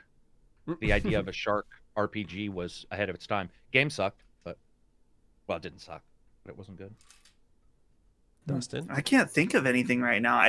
I feel like I've had ideas in the past, but they're escaping me. So we'll just go with yours, Maddie. All right. Number 2, what is a game that made you feel like something that wasn't intended? It can be deep or just a lingering thought. Ghost of Tsushima made me miss the Assassin's Creed of old, as I'm not a fan of the newer changes, in particular with Odyssey. A game where it inadvertently directed you into another. Well, I guess this kind of relates to me playing Ghost of Tsushima, and I was thinking about the combat, and I'm like, wow, this combat is good, but it's making me want to play Sekiro because I found the combat a lot more satisfying in that game. So I guess that was indirect in a way. Yeah, that's a perfect example. I think Ghost of Tsushima would be for a lot of people for various games because it does so many things from other open world games and it really like because it combines them all. It does it really well, but like you take their combat, for example, and it doesn't stand up against, say, Sekiro. So, I think a lot of people will probably follow your lead there, Dustin. Karak, you got any lingering feelings in that brain of yours on a game that you played and you're like, fuck, I'm thinking about this one now. I miss her. I mean, a lot of those Dark Souls style games make me think of Neo 2, because I really like Neo 2, and I was playing Dark Souls, and I was like, I'd just rather play Neo 2. Yeah, I don't really think of other games. I'm trying to think if there's any. I mean, almost all of the party-based RPGs of any kind, Greedfall made me think of KOTOR, that kind of thing. So I would say that. Because anytime there's 3 people running around, I quite literally will never remove the DNA of KOTOR from my brain. Yeah. So it's like if I see right, and so Dragon Age Inquisition, they're all running around, and my brain's like KOTOR, Jade Empire, which I adored, I think is unbelievable. I still was like KOTOR. So I would say any of those games and KOTOR, it's just forcible memories of that party kind of style. I will say, I don't think they have much of an overlap at all. But I remember when we were playing, I think it's called Agents of Mayhem. This is from Volition, right? Yeah. I remember playing that, and it was set in South Korea, so there's no overlap. But I remember playing that and thinking, I really, really miss Sleeping Dogs. And I fucking love Sleeping Dogs. I think that's one of the best open world games. I think it's so good. It's still aged well. Story's still good. It's still got interesting side activities, and there's really not many. I don't think there is like an open world game that lets you sort of play a double cop life, right? Where you're a part of the gangs doing things and you're also being a cop at the same time. I just think it's really a good game, and for some reason, just when I was in that universe, I kept thinking of Sleeping Dogs. I remember. I missed it. Are the true crime games backwards compatible? Do you guys know? Because those are the prequels to Sleeping Dogs. I don't think they are. Yeah. Because I think I would have heard, somebody would have probably said something about true crime. Those are fairly popular, classic games. Hey Matty, I have another answer to this question. A game that made me feel something that wasn't intended. When I played the Avengers beta, it made me not want to play video games at all. It just made me want to turn it off because of how bored I was. I don't know. I don't know if that was intended, but we got caught in the crossfire a little bit. That's how I felt. And now we're finding out that there's a ton of battle passes, which that had been news for a while. Dude. I read it. I read it, and I was just like, this was a month ago, a couple weeks ago. Sorry. I read it, and I was like, okay, this looks like an alarm to me, but it's in a blog post. Square Enix has talked about it. I see Reddit posts talking about it. There's like pockets of concern. Like I have a section in my phone of notes just mentioning I might want to talk about this. And then I see, I forgot what article I quoted on Twitter come out, and now everyone's talking about it. And I'm like, okay, so this is very much a big deal. And now knowing that you could pay for them, I'm like, oh boy. Not a good look. Going to be an interesting weekend talking about that game again. Holzer has one more statement. He says, it's time I fall on my sword with my weird-ass food take. So I don't know when or where this originated, but for as long as I remember, me and my brother have enjoyed taking a banana, the sweeter the better, and wrapping a single slice of Kraft cheese around it. Now, I realize how fucked up this is, but it makes me sound batshit insane. Excuse me. Bless you. But it's actually pretty good. We're not complete animals, though. Only partake in this probably once every 3 months. And he tags Dow and says, I've done this for you. I think now's a good time for like a pee break for me. I'll be right back. So, Holzer... Wait, was that Holzer, right? Yeah. Was that even a question? Or was he just trying to make us sick? What you've done is a sin against not only yourself, but also God. And honestly, I don't know if you're even redeemable at this point. Might be over. Just I mean, if you were saying like, yeah, there's this certain type of cheese that goes with a banana that I'd never heard of, then maybe I would believe it. But a single a slice of Kraft cheese. I'm just thinking like American cheese, maybe. That's what I think when I think default a slice of Kraft cheese. That's what I'm thinking. So what I want to know is how did this come about? This sounds like a lunchroom dare that eventually evolved into something that your sick brain grew to love. Maybe it's a Stockholm syndrome situation where you think you like it. I've always wondered about how like those kind of things start up, like a weird food or whatever. You'll hear somebody like balut. Be like, how did somebody think balut? How did somebody think that would be a thing? And usually I come up with the idea that somebody ate it either when they were starving and didn't die, right? And they were like, okay, I didn't die, so we can't eat this. Because some things are cruel to animals or whatever, and those are like, man, I'd like to think we don't do that. But at the same time, some stuff also just seems like a dare. That could be a dare. Because my brother dared me to eat Cheerios one time, and I was an idiot because I believed him that it was just Cheerios, and it was filled with like fucking Tabasco sauce and stuff on the bottom. They had set it up, and it was sugar and Tabasco, and like you couldn't get it out of your mouth. It was terrible, but that was a dare, and that was stupid, but I didn't like it. But I could see somebody maybe saying, I dare you to wrap a piece of cheese around a banana, and then they eat it, and it's savory, and it's creamy, and it's fake Kraft, and maybe that's how it starts. But I've always wondered the genesis of stuff, like the egg. It's like that came out of that thing's ass. I'm going to eat it. Like, who thought that was a good idea? All these things that I hear about, especially other nations, like that pickled herring, where they open it in a pail of water, because if they open it in the restaurants, it's illegal because it smells so bad. Illegal, by the way. They have to open it in a can of water. So the thing. Yeah. No, this is absolutely not a lie. One of my friends has had it. And you open it, and there's YouTubes of people vomiting while they're eating it. And it's pickled, and it's rotten, and they fucking eat it. I mean, what's the other kimchi? Isn't kimchi also rotten cabbage? It's fermented, I think. Fermented cabbage. Yeah. So I mean, some of this stuff I think is, it's got to be a bet. It's got to be a dare. Like somebody's like, look, this is in the ground. I dare you to eat it, and somebody ate it, didn't die, and it's like. That's like in Japan. There's is it the pufferfish or something? There's some kind of it's pufferfish and other stuff that they're like, yeah, this fish will definitely 100% fucking kill you. But we've taught somebody to cut it perfectly. Yeah, so let's eat it. And I'm like, Japan. I love the country. People seem great. But why? I just don't. Dude, Japan's got the Resident Evil cafe where all your food looks like innards.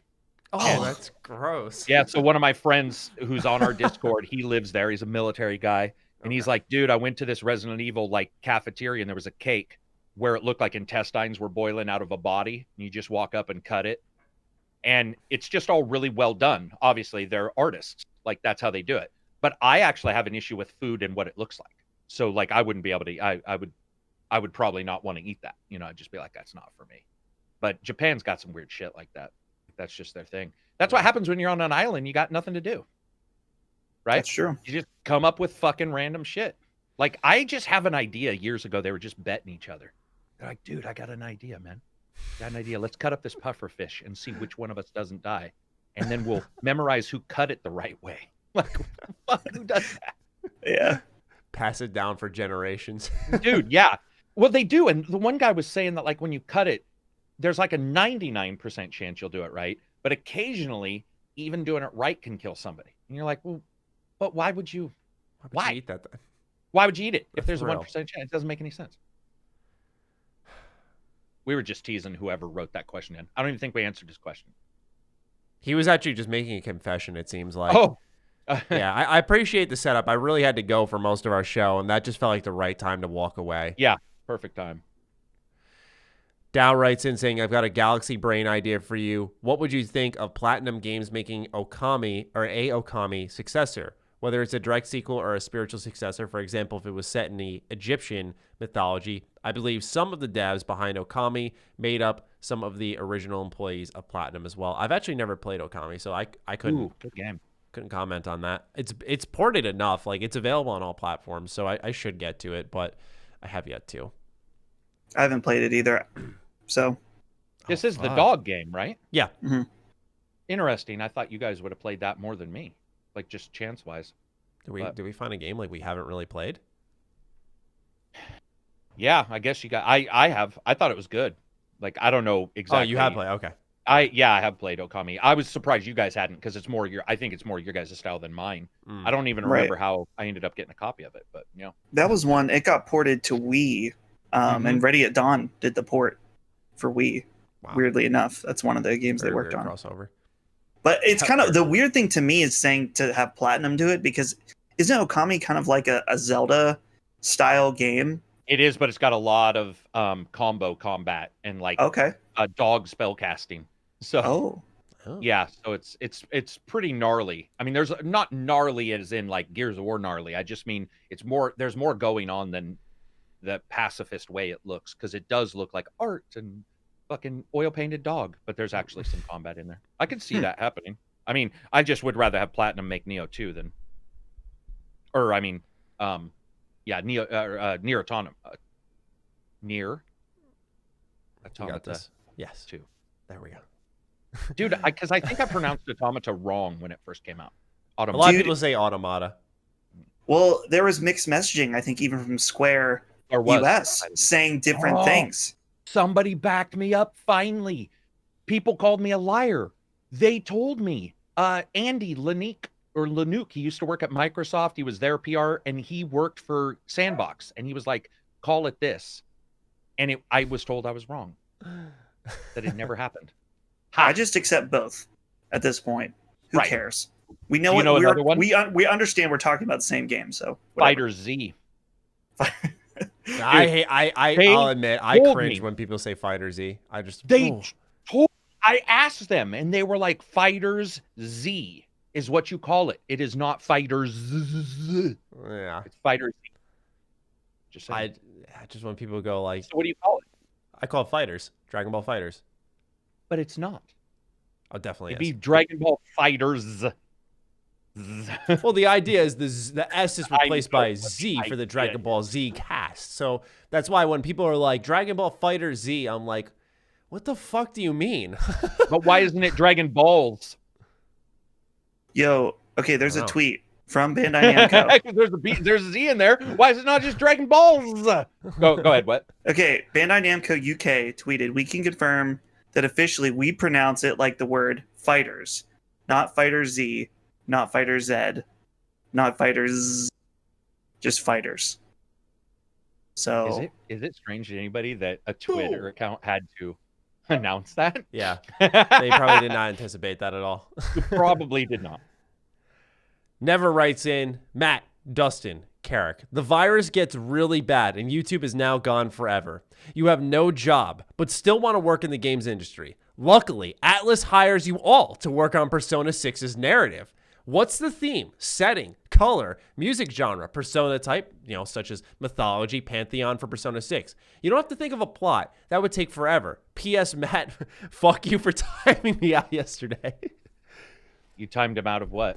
He's one of my mods on my stream and one of my friends, and he was like, he was hoping Persona 5 Scramble would be shown at Gamescom, and when it didn't, he was just spamming F. And I was like, you're a mod. I'm not going to allow this. You'll just let everyone know it's okay. So I was like, time out. I did it in jest, but also to send a message.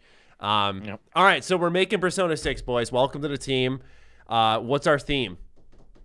Okay, I can give you my part of the theme, and you guys can make up the rest. My part is that at least one guy is from America, looks a bit like a biker/logger, and doesn't understand anything about what's going on in Japan, and he brings a Western influence over. That'd be me. Okay. Ooh. There you go. That's my part. A male on who bikes. Yep. Yeah, who bikes? Yeah, okay. And all of his stuff has to do with like biker speech. That would be my stuff. I like that. Bring a little Western in there. Thematically speaking, well, we know 3 is life or death.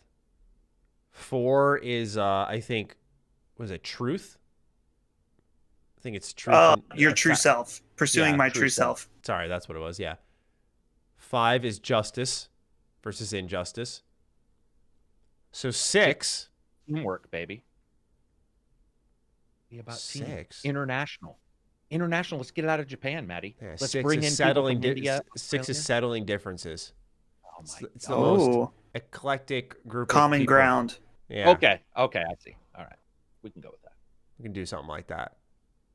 And in Persona 6, the color It's purple. Purple. is purple. I had to jump in because I want it to be purple. I wanted it to be Saints green. Row, Persona 6 Green? Saints Row. Whoa, yeah. That would be awesome. Wait a minute, green, Persona like 1 neon, like lime green? Well, because Or Persona like- 1 had purple already. So 3 was blue, 4 was yellow, 5 was red. I think 2 was also kind of red as well. So I think that goes to show that there can be overlap. But Green is harmony, means harmony, as in color theory. So that would be good. There you go, settling differences. Dustin. Nature, fighting like natural creatures from the forests of Japan. Maybe we change our theme now. Now that you mentioned that, survival. Yeah, Mm. no shit. Survival. I'm trying to think hold as far on. as Hold on. wow. Instead of Maddie, this is not real, by the way. Yeah. I just so you know, I have the feeling you're like that kid who has a dream and thinks he's dating the chick the next day. None of this shit's happening. You're like you're getting a little. Wait a minute, hang on. No, go ahead. No, all right. No, the only thing, fuck, I feel stupid for saying it now. The only thing I was thinking of is we could tail off from our conversation here about establishing how foods were created, right? We're talking about survival. Persona 6 is officially an island game. School is still being established, and our theme is survival. As we try, all these different walks of life come in. We're trying to figure out what foods we can use to sustain life. So we're all about making recipes, and these recipes are the personas. I was gonna say Actually, when you said that works. Okay, good. It was worth it then. when you said school on an island, I'm like, dude, that's just Danganronpa 2. Fuck. But no one's dying. No one's killing true. each other. It's Not not a yet. murder game here. Not yet. Yeah. Not yet. So like the meals you make are the persona. Yes. Can you imagine like a marshmallow man, a double stuffed Oreo dude comes out and he's like, I'm double stuffed. I don't taste very good, but I'm really powerful. Is there like Fucking- a food mythology or pantheon that we could just totally lean into for that? Mm. I don't know.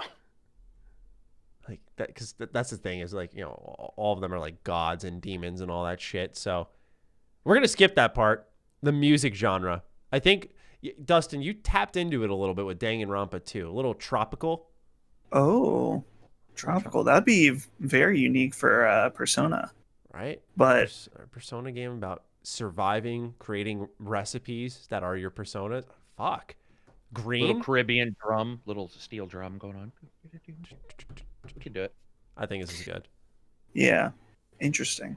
We should call Dustin, him. you don't seem really convinced at all. So the thing about this question to me is that I don't want to come up with my own persona. I want to be told this is it and like it because I will probably no Oh, okay. matter what. That's true. That's Do you know true. what I mean? Like it's I'm one of with those you on things that I'm just so excited about the idea of what they come up with that that it's like.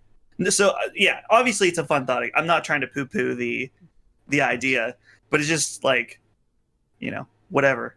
It'll be Yeah. Persona, and I'm sure it'll be fantastic. Really good.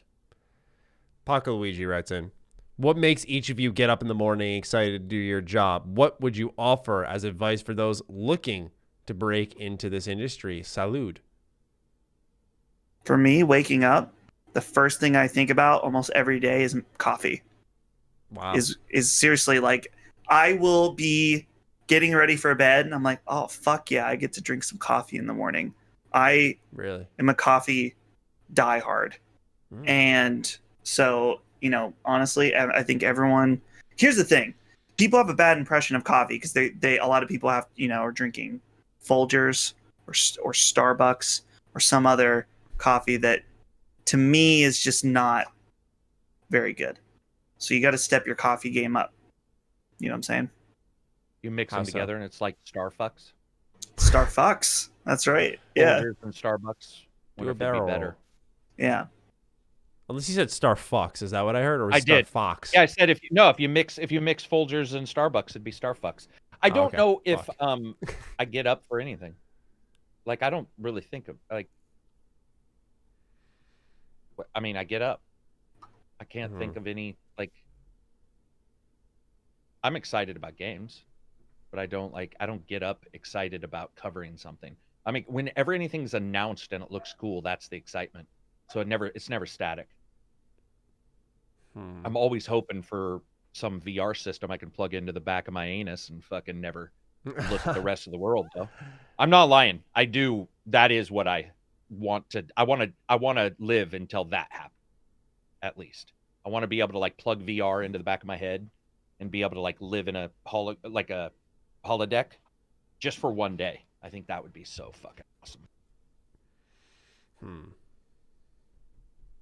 I think for me, it's just my job, because then on the weekends, I don't have to like sprint out of bed. And so it's kind of nice. So it creates a really good balance. You sleep in on the weekends? Yeah. You change your sleep schedule? Okay. Gotcha. Yeah. Well, I should say I stay up later. Okay. Makes sense. Playing League of Legends? Not anymore. I haven't played in a while, actually. Because I used to have a lot of arm problems because I was editing and then I was fucking clicking around in League. And so it kept getting re-aggravated. I dropped the League and I was better. I was like, all right, I guess I spent almost 100 hours. League will make you ill.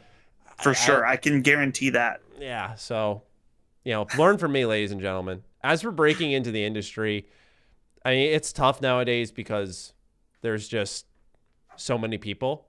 But I feel like because there's so many people, the offerings can sometimes it's easy to gauge the quality, so to say. It might be easier to make that leap and surpass someone. I always talk about finding your niche, but picking the right niche, like something that you can expand upon. Because like picking some obscure mobile game, maybe you'll like rack in 1,000 views a video, but then like it's not going to go beyond that because you can't just like sidestep into something else after that. You could argue like another mobile game, but I think you get my point. You got to find your niche and then pick the right one. Go from there. That would be my suggestion. It's tough. It's not easy. So you got to be ready to work for it. Have a good schedule. Don't overwork yourself. I would say breaking in I would say don't focus on breaking in. It sounds really bad, but don't like quit your job. Don't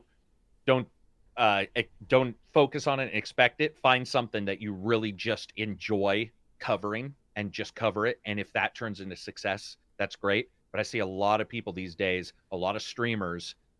I'll see them. I don't know if you guys are seeing that in Twitter, but I'm starting to see like streamer after streamer, like, hey, here's my fucking heart symbol with my hands, and I've got 10 people, and they're streaming to the same 10 people, and they've got the setup that we all know what that costs.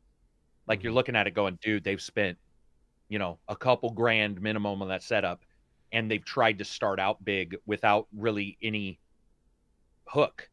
To me, the hook is the game, and you're already lost because even we lose to other bigger companies. They'll get the game first. The second is your own attitude or excitement or unique thing that you can bring.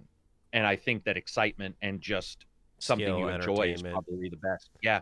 It's the one industry where you making friends I'm not saying go ahead and make friends to expand your channel on that sole interest, like be friends with people you like, but it's the one industry where befriending each other can benefit you career-wise. Yeah, I think it's much better to be communal. Yeah, that's what I'm saying. Like one of my first big bursts of growth was when I was talking about Fallout 4, and there was a Fallout fan page on Facebook, and they were offering like, hey, if you could just mention our page because you're making Fallout videos, we would put, I think he had like 30,000 followers at the time on his Fallout fan page. He was like, we would love to put your videos here. I was like, yeah, sure. Like and then we became friends over it. So it's stuff like that I don't know if that's as feasible now because social media has grown so much since then, but you make friends with someone with like mutual interests and then it just kind of goes from there. I mean, that'd be some of the better advice I'd offer. Yeah, hopefully it helps, Paco. For me, I would say, just because I don't know, I consider that I'm still breaking in. I'm lucky enough that I have a job in the industry that I am able to fully pay my bills that way. But so there's two ways that you can break in the industry. You can either create your own thing or you can join somebody else, or you could be like me and try to do both, which I don't recommend. But if you're creating your own thing, the thing that I've always thought was effective for me, and this sounds bad initially, but this idea of fake it till you make it. Now, there's a big asterisk on that. That doesn't mean lie to people and tell a publisher, oh, I have an audience of 10,000 people on my website, even though you don't. That's not what I mean. I mean, like, I've seen so many people that I've seen them like request a game on Twitter publicly that only has 10 followers or something, or it acts unprofessional. You have to act as professional as you want to be in order to succeed. If you act professional, people will view you as professional, even if you don't feel like it. So that's where the fake it aspect is not really faking it. It's just like, if you want to be a professional, if you want to interact with companies on a professional way for your own content, then you have to act professional. Stop requesting games on a public Twitter interaction, or just saying like, I know that we're really small, but XYZ. Just say who you are, say what your intentions are, and you're either accepted or you're not, and then you move on. Do you know what I mean? Does that make sense? Mm-hmm. Yeah, and knowing for sure you're not owed shit.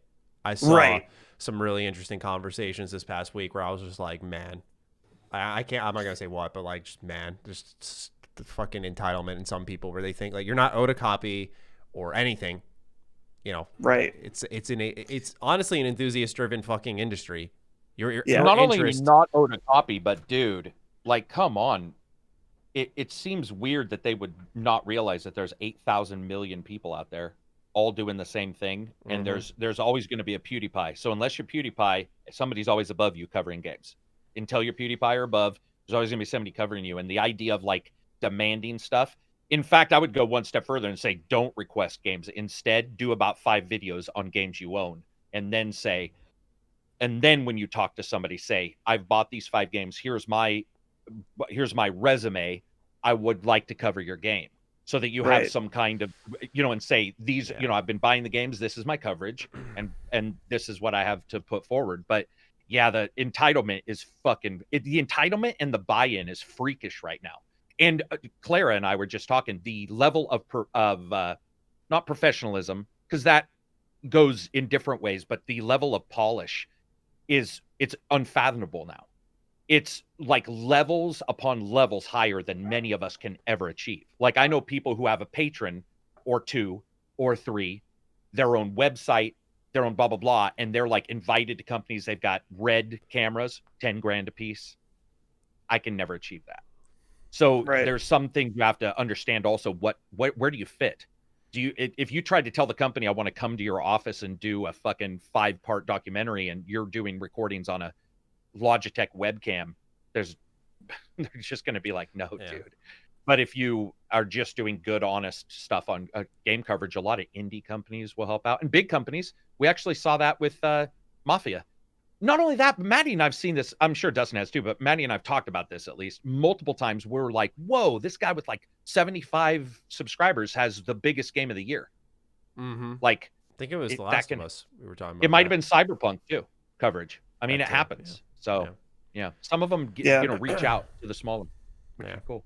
So the other thing that I wanted to say that I thought was really helpful in my mind is that if you want to create your own path, which is probably more long-term viable, but if you want to get hired somewhere, which, is its own thing, or if you, and this applies to both really, is that there simply is not, there are so many people trying to do this that there is simply not enough room. And you have to, first of all, work as hard as you possibly can if you want to make it in any sort of way. Like, you have to be above every other person that is doing this casually if you want to be, serious. And there's nothing wrong with doing it casually, right? Yeah. And that's the way you should start doing it. You shouldn't obviously dive in. That's what Karak was saying.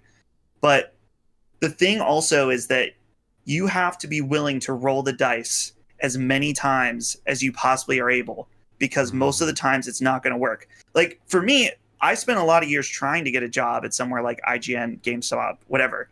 And I rolled that dice a million fucking times and got denied every time. Sometimes I got a lot further. Sometimes I had interviews, and sometimes nothing. And then I happened to be in the right place at the right time, that because of the things I had done on a professional level in the games industry got me there, and it worked out. Like with Colin specifically. Yeah. So you can't be afraid of things not working out. You have to keep working and working harder than everyone else. Mm-hmm. Yeah, man. Not everyone, but there it is extremely competitive. It's easy to You feel gotta be like ready for that. you're shouting into the void and losing motivation. We have a friend of the show, Adam, Games and Groceries, one of the most talented creators I know. Like, he has just a really good format, and he just has like great quality discussions. Like, I recommend all the time people look him up, Games and Groceries. And sometimes we'll text, and he gets a little frustrated how things perform on his channel, but I always tell him, like, sometimes it's about biding time, man. Like, you're building this catalog, and what's going to happen is you're going to have that one video and people are just going to fucking feast on what you've built. So you may be shouting. I know the feeling, man. Like, I would say up until like last year, and even then, sometimes I felt like off about it. I felt like I was just screaming into a little corner of the internet. And I'm sure maybe I'll even say this next year about myself, but it's really easy to get frustrated. But if you just stay persistent on top of it, make it fun for yourself. Karak was onto something there, I think, with the whole idea of if it's enjoyable, you're going to want to do it even if you're not getting the views. And make sure, I know it's a viable career path when you get there, but for the love of fucking God, don't get into it because you see big streamer money, big donations, fucking YouTube videos popping off. Like, you mentioned rolling the dice, Dustin, and it's also rolling the dice, and like, you don't know what's going to happen the next day, and that mentally wears you down, man. So make it just enjoyable, where even if like your paycheck's cut in half, like all of us literally experienced at the beginning of this year, when I know people lost their jobs, right? So I'm not complaining, but I'm saying, like, our pay was just slashed in half, and when you got bills to pay and your salary is just non-existent, or just drops off a cliff, that's stuff you've got to be ready to accept, because that's just how it's going to be. So a lot of things go into it. You got to be ready for a very uncertain lifestyle, to say the least. Natural Calamity writes in with 4 questions. Natural, we're gonna rapid fire you again. Yeah. Hell yeah. Yep. This is fun. He seems to just enjoy. He doesn't ask us to rapid fire, but I think he accepts that we're going to do it. So he just pounds in the questions. Number 1. Do you think PlayStation will beef up their service to compete with Microsoft's Game Pass, or do you think they're not as cool as Xbox? Sorry, my Xbox fanboyism. The fanboyism is bleeding through. No. I think they maybe sweeten the offering of PS Plus. Maybe put in PS Now. I think that's the furthest they go. I don't think they beef up what PS Now is, though. Yeah, I don't think they'll do it unless they need to, and they don't currently. That's true. They really don't. If their exclusives start dropping off, then maybe they'll think about it. But I guess the way I look at it is, if they do it, you are essentially taking away from Microsoft's only core offering right now, even if it's slightly. True. So I say they look into it. They don't have to, though. You're totally right. They really don't. Question 2. When waiting for a game to release, what is your tactic to pass the time and keep from boredom waiting for your most anticipated game? I think this is a fucking hilarious question, because like, there's so much fucking shit coming out that I'm like, oh, that's soon? Okay, cool. Like, Captain Tsubasa comes out today, and I'm just like, oh, fuck, that's happening. That anime soccer game. It looks sick. It looks fucking awesome. And I had that moment just now where, like, I've been up to my ears in work, other games, that I'm like, oh my God, this is fucking coming out today. Like, so that's my tactic. Go focus on other shit. Yeah, that's mine. Yeah, honestly, this is something Colin says, but if they just stopped releasing games from here on out, you would still have more than enough amazing content to play for the rest of your life. So just find there's a million classics that you've never played. Go for it. That's true. Especially for me, if I went back to like the SNES, PS1 era, like there's just shit that I missed big time. Right. Question 3. My mother makes a lot of signature dishes as a fantastic cook. Shukshuka, I'm sorry if I mispronounced that. Spinach squares, baba ganoush, chicken legs doused in white creamy Alfredo sauce. She mixes a lot of other styles and food genres, and I was wondering, what food traditions do you have in your family? What foods will test the bounds of time and will stay in your mind forever? Very insightful question here. None. Lasagna. None. Dude, I was gonna say lasagna. Let's go, Dustin. Because here's the thing, my mom, love her to death, and she self admits she's not a great cook. But she, growing up, she'd get the job done. It was never horrible. It was just always like pretty good. But her lasagna to this day, legendary. I still, when I visit with her or she comes here, I request the lasagna from my mom because it just hits the spot. I want to live a week in the Furman household. I Okay. really do, because the cut hot dogs we talked about, I was like, that's an interesting choice. I showed my parents after the show. I was like, we got to do this. We have some beef franks sitting in the freezer. I was like, we got to do this. Now you're talking about some lasagna. My mom is also, I think my mom's a great cook, but she makes some grade A lasagna, and I always like to just taste everywhere lasagna. So listen, I'll give you guys the 3 secret elements of the Furman recipe. 1, Okay. zesty tomato sauce. 2, pepper jack cheese. And 3, using normal, not the no boil. So technically the kind you're supposed to boil. Use those and don't boil them. It makes it so it's not soupy. The pepper jack cheese is the Pepper most jack cheese, interesting part of that. zesty sauce. Wow. There's a specific brand that has like a zesty version that we like. I don't remember which one. Okay. And yeah, the regular ass noodles unboiled to soak up some of that sauciness. Nice. Man. I'm There you psyched go. for you, dude. That's awesome. Proud of you. Karak, you said nothing? Yeah, we really don't. I mean, You don't have like a favorite recipe that, like, I don't know, even if your parents didn't make it, maybe your wife does or something like that? no, I'm really boring with food, man. Really boring. Dang. I eat. I mean, I just get whatever if I want pizza, I'll order pizza. If I just don't have any specific. I mean, I have little snacks I like an apple at times, but we don't have any food traditions. Interesting. I mean, my parents were pretty busy, so it was like chicken was dinner, and I that get was that. pretty much. Yeah, it was pretty much it for a long time. And then by then I moved out, and it's been 15 years since I lived at home. So it's like I don't remember. I mean, I don't remember anything she was in particularly terrible or good at.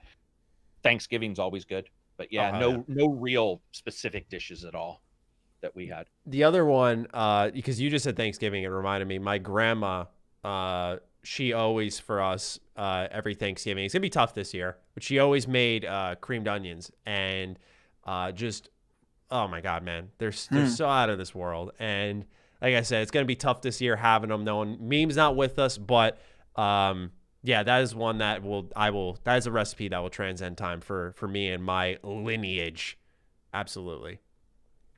Question 4. Times have been tough lately, and I know creators have been having a hard time making ends meet. Make someone's day, find a small creator and shout them out, spread the love. So I'm going to pick Games and Groceries again, because that's who I was talking about earlier. I feel like that's absolutely a team that you guys should check out. Husband and wife. It's good stuff. It's really good stuff. Yeah, he's a nice guy. Yeah, I love Adam. Go ahead, Karak. Abbreviated I'm thinking. reviews is really good. He does super short reviews, like 2 or 3 minutes, and he cracks me up. Name's Indio. He's a very, very cool guy, but it's just abbreviated reviews. He is absolutely hilarious. I really like his stuff. I'm going to video games. I'm going to say this is someone I just discovered recently. And so I need to dive more into his catalog. His name's Max Derrett, Derrat. I found him because he has a video called The Most Profound Moment in Gaming History, which pretty much went viral. It has 1.5 million views. And that video is fucking awesome, especially if you're a fan of Metal Gear Solid 2. So love MGS2. Yeah, he's not necessarily small time. He has 132,000 subscribers, but specifically, he's recently someone that I discovered that I was really impressed with. So, yeah, I like that video a lot too, because I already loved MGS2 more than any game in that series, and then just making it better. I was just like, fuck yes, let's go. All right, next question / statement comes from the Grimblade. It feels like it wasn't that long ago when Star Wars Battlefront metaphorically set the world into a frenzy over loot boxes, but nowadays it seems like we don't hear much about loot boxes or microtransactions like we did in the past few years. Is the trend dying out, or did we just become numb to it and stop caring? On a broader scale, how can you look at the emerging trend like the Battle Royale subgenre, differentiate between a trend that will fizzle out with little lasting impact, I almost got through all of that without stuttering, in the long run, or something that contributes to an industry in a significant, irrevocable way for years to come? There's a lot there. Yeah, so we'll cut it in half here. What we'll do with is the trend dying out, or did we just become numb to it and stop caring when it comes to loot boxes and microtransactions? I think what's happened is that people have blended loot boxes, understandably so, into microtransactions, and I think the conversation on microtransactions is just there always. Yeah, I don't think it's Knights gone away. It's just there. Yeah. Right. It seems like, at least in the console and PC space, the random element is kind of starting to fade away. And now it's like you either know what you're buying or you're buying a battle pass, which I think the battle pass, I personally like that solution as far as I don't mind selling that. extras. So What do you think about 6, though, Dustin, and Avengers? I cannot believe that. I don't even... We like battle passes, but do we like changed battle passes? That's one of those ones that is so absurd that when I read it, I had to tell my wife Holly about it, and even she was like, "What the fuck?" Yeah. So it's not even a headline. That's the amazing part, man. As for on a broader time scale, how can you look at an emerging trend like, say, Battle Royale, differentiate between a trend that will fizzle out with little lasting impact in the long run, or something that contributes in a significant way? So how do you, when we look at things, right? Like we talked about Fall Guys, Karak, and we said, and Dustin, sorry. We talked about how Fall Guys was a game that we didn't think may have the legs. It's getting content a little bit quicker than I expected, I'll be honest. But we were questioning the legs of it because we didn't see it in that game. I'm sure it'll obviously be around, but will it be the booming success next year that it is now? Whereas Battle Royale has really stuck. We've seen even new takes this year like Hyperscape, where I think that is more of a trend that brought to life something new in games that was fun and exciting at first, kind of starting with Fortnite and things. So how do we get that feeling with, say, a Fall Guys, where we're like, I don't know, we'll see in a couple of months if it's still the big thing, versus something like Battle Royale, where it really just is like, this is here to stay? Yeah, I think if I knew all reminds the answers to all this stuff, I'd be the biggest channel on YouTube. That's true. It's true. You'd be God too. I mean, like, I don't know how to answer any of that because it just, I don't know. Just, it's hard to track any trends. Right. For a while, it seemed like auto chess was tracking to be huge, and I'm wondering if the team that made auto chess is regretting not selling to, is it Valve or League? Because there were talks that they were going to work together or something, and then auto chess decided to make its own version of the game that wasn't a mod, and I'm wondering if that's still successful. But yeah, I'm with Karak. I don't know if you can really know, because obviously, like, we'll see. We'll still see about Fall Guys. I didn't think Fall Guys was going to be really much of a success, period. Just because I personally think that it's just fine. It's a fun game that I played a little bit, and now I'm good. But a lot of people are really, really into this game, which surprises me. So I'm no arbiter of future and current trends. Yeah, I feel like it depends on how other companies react, right? We saw PUBG, and then you see Fortnite come out with a little twist on BR, and you just see these little, like, twist. I feel like that's usually how you gauge if something's going to stick, and it's about whether or not companies are willing to take a chance. Like, I don't think, the way I look at it is, maybe the reason I feel this way about Fall Guys is because I don't see other people making online party games in a battle royale fashion. It's really such a unique concept that, like, it's hard to overlap that, because it's taking battle royale, I guess, and really flipping it on its head at the end of the day. But yeah, I just feel it's about who copies who and how do they change the formula drastically, right? Like, I forgot. I don't know exactly what the first ever RPG was. Like, I guess it would be pen and paper, right? Right. And you look at Wasteland 3 and Divinity and how they implement those mechanics and also use just it being a video game to evolve that. And so that sticks around, I guess, because someone saw how the idea could be bigger and better.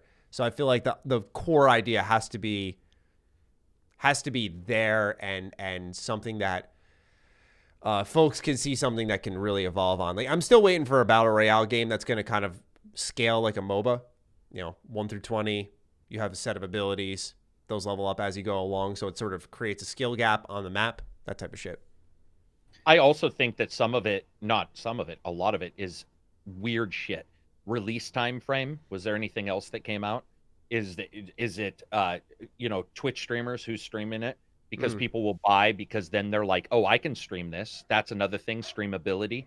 Can I stream it? Yeah, I can stream Fall Guys. Anybody can stream that versus, say, streaming. Like right now, I could stream Fall Guys and probably actually do very well because there's a skill ceiling, but it's not in the same way as a lot of other games, a lot of other titles. And then that causes other people to see it and go, oh, I could do that too. And that's why you got Minecraft in the top 20 trending on gaming all the fucking time. Because there's very particular things that become popular and there's like a casualness to them at times too. And then sometimes there's not, but it depends on release time frames. Like, you'll never know. That's true. Because I think with Fall Guys, I don't think it's deep. I don't think it's particularly good. I don't think it's particularly anything other than a bunch of things coming together, which includes an easy to jump into game that's fun, that resets you quite quickly, and is low requirement on your PC, which a lot of people don't remember matters hugely. Can you just, can anybody just play it? There's all these things, and I'm not taking away from them. Also, their social media, by the way, whoever's running their social media is genius. Finesse. It's genius. And actually, I saw a social media person say that a couple days ago who's got like 6 million people following them. And they were like, whoever's running that social media knows how to engage, knows how to engage people and make them want the game. But I don't know in a year if we'll see a bunch of people. It depends on what they flood back in. They're getting season 2 content, so it could. But I don't know if I told you guys this, to talk about streamers just for a second. I know 2 people who do, by the way, this is not Fighting Cowboy, because we all know Fighting Cowboy, and he does these. I want to make sure people don't think this is who I'm talking about. I had a recent run-in with a couple of people who do drunk streams. Not drunk. He does do that. Oh, does he do that? No, I was saying it's funny that he does drunk streams. Yeah, he does drunk streams. That's why I thought it was. So here's why. Here's why. By the way, one of them, massively popular. Here's why they do drunk streams. They were tired of the negativity of people yelling at them for not being good at the game. So they pretend they're drunk. No one requires them to be good. They're able to say what they want, make mistakes without any stress. And when I say big. And they're never drunk. They don't drink. So there is a thing about streamability as well. And I think that Fall Guys fits into that, where you can stream it without that stress and negativity, like a Call of Duty, where people watch you and are like, I can't believe you didn't make that headshot. What are you going to bitch about in Fall Guys? In fact, there's entire videos of very popular videos of people just not being good at it. So, I mean, Tim the Tapman's a great example. He was struggling to win, and it was like the most popular thing on the web for a while. It was hilarious, too. I did see that, but I didn't know what that was. But I did see the name popping up in my Twitter a lot. Yeah, I just don't know who. He didn't have a crown. So the idea was like what all started the Fall Guys Twitter account from really popping off was he was like teasing Tim. And Tim was like, kind of playing back into it, like he was trying really hard and he wasn't really succeeding. I'll admit, man, I usually don't get wrapped up in that shit and I just carry on kind of like you do. But I was like, the crown means you've won a match. Yeah. Oh, I see. Yeah, it was pretty fucking and funny he didn't to watch. Have one. Yeah. Okay, gotcha. And he's this grown man playing what he was calling a kid's game, but he was like try-harding and he just couldn't win. It was really funny. That is also it. Social media, right? Yeah, man. I think we can all admit. Natural Calamity writes in once more. Possible segments for the H.A.M Radio Podcast and Extra Slice. I guess these are things for our consideration. One is squatting up. Patrons ask for help on a game, chime in on what system, and Matty shouts them out to see if anyone wants to play. I know Kinda Funny does this, so I don't really want to copy them, but I think it's a good idea. But that's why we also have the Patron Discord. And I think we have a making friends section. So if you guys ever need help with games, that is the place to go. And you can just ping everyone there or whatever, or here. 2, we make the patron questions a conversation. All the patrons can chime in and answer each other's questions. Yeah, you guys are more than welcome to do that. When you guys do respond to each other, I always include that in the show, just so that it's a dialogue. Number 3, possible live chat with the patrons. Hey, who's on? I'm live if anyone wants to chime in. I don't know if you meant here by like a tag everyone or you meant actually going live for our show. The only reason we do pre-record in general is because it makes it easier when we want to get a guest on to get a guest on. We haven't gotten a big guest on in a while, but quite frankly, I don't think we've really needed to. I think we've been doing fine as us 3. Dustin's the main guest at this point. Whoa. But no, I'm kidding. But yeah, so that's something that we could look into down the line of doing the show live. But Karak and I did that for a little bit. It was fun. But sometimes like we do the Twitch questions and Patreon questions, and it's just like a lot of overlap. 2 more things to go through. We're almost there, gentlemen. Ivory State says, what do you think is next for Battlefield? It seems they are really reorganizing after Battlefield 5 and the resurgence of Call of Duty, so it'll be interesting to see what ideas they come out with next. Yeah, so I found this to be a really good question because when you really look at it, I'm not saying Battlefield's irrelevant by any means, but it used to be talked about as much really during like 3 and 4 and 1 as Call of Duty, I felt. And then they just sort of dropped off a cliff. I think 5 was like a big flop in a lot of ways, PR-wise, sales-wise. And from there, I don't even know if have they done anything with Battlefield. Like, I haven't paid attention to it at all. And I was a person who always touted that Battlefield was more enjoyable than COD because they started to, especially in 3, speed up the gameplay a little bit. Right. So it provided that quick, enjoyable gunfight alongside like a big Battlefield. But I'm curious what you gentlemen think. I think they need to go modern again because I think that doing World War I and World War II back to back may have been a mistake in that they were maybe too similar in a way. Though honestly, I don't have a lot of experience with either one of those games other than some minimal playing of both. So I might be totally wrong on that. So I feel like going modern is the number one thing that would help them out. Just because, I don't know, it's weird. I feel like with World War II and World War I games, like for a while, people really wanted that because we were devoid of those, old war type games, FPS games. And then we got 3 of them with 1 from Call of Duty and then the 2 from Battlefield. And then I think that by the time Battlefield 5 came out, that people were over it. But I don't know. Maybe I'm totally wrong about that. Because I remember Call of Duty, people were disappointed that it wasn't boots on the ground, and then Battlefield 1 was announced, and it just fucking like shit stomped COD that year. I remember that being like a really big deal for people. And I think, they thought they had something there, and so they did 5 with like a World War II, and it didn't really hit. I think I played the beta. Man, it's been a while since I've played anything Battlefield or even thought about it. So I'm kind of lost on this conversation. Karak, we're going to lean into you, man. What do you got for us? I mean, I don't know about the modern thing, but I would probably agree with that, saying that they probably they don't have no identity now. They lost all identity when they were talking about, like, we're doing historically real stuff, and then we have people with mechanical arms and stuff. Like, it was all kinds of weird. And then I think they went way too big they had some dude come on from a talk show to interview him. I can't remember.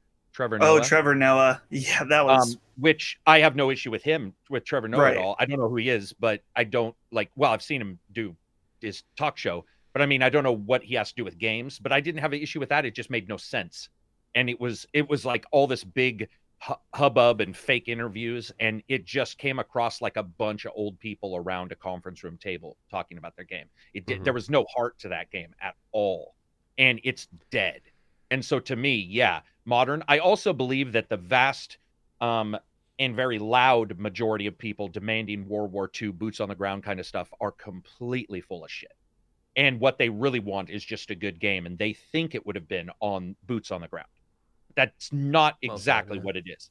It could have been just a very good game of any kind. There were issues with the other games that weren't boots on the ground. That was the thing. You don't want to admit it, because you want to pretend your developer's perfect and be like, oh, it's just a time frame. No, those games weren't good. That's all it was. Or they weren't good to the majority. But we got World War II of, was it called COD, right? The one with, COD. oh my God, that fucking piece of shit.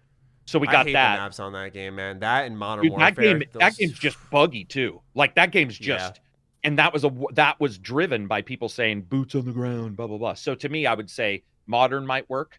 I would agree. World War II and World War I, I've said this for years, is done. It's done.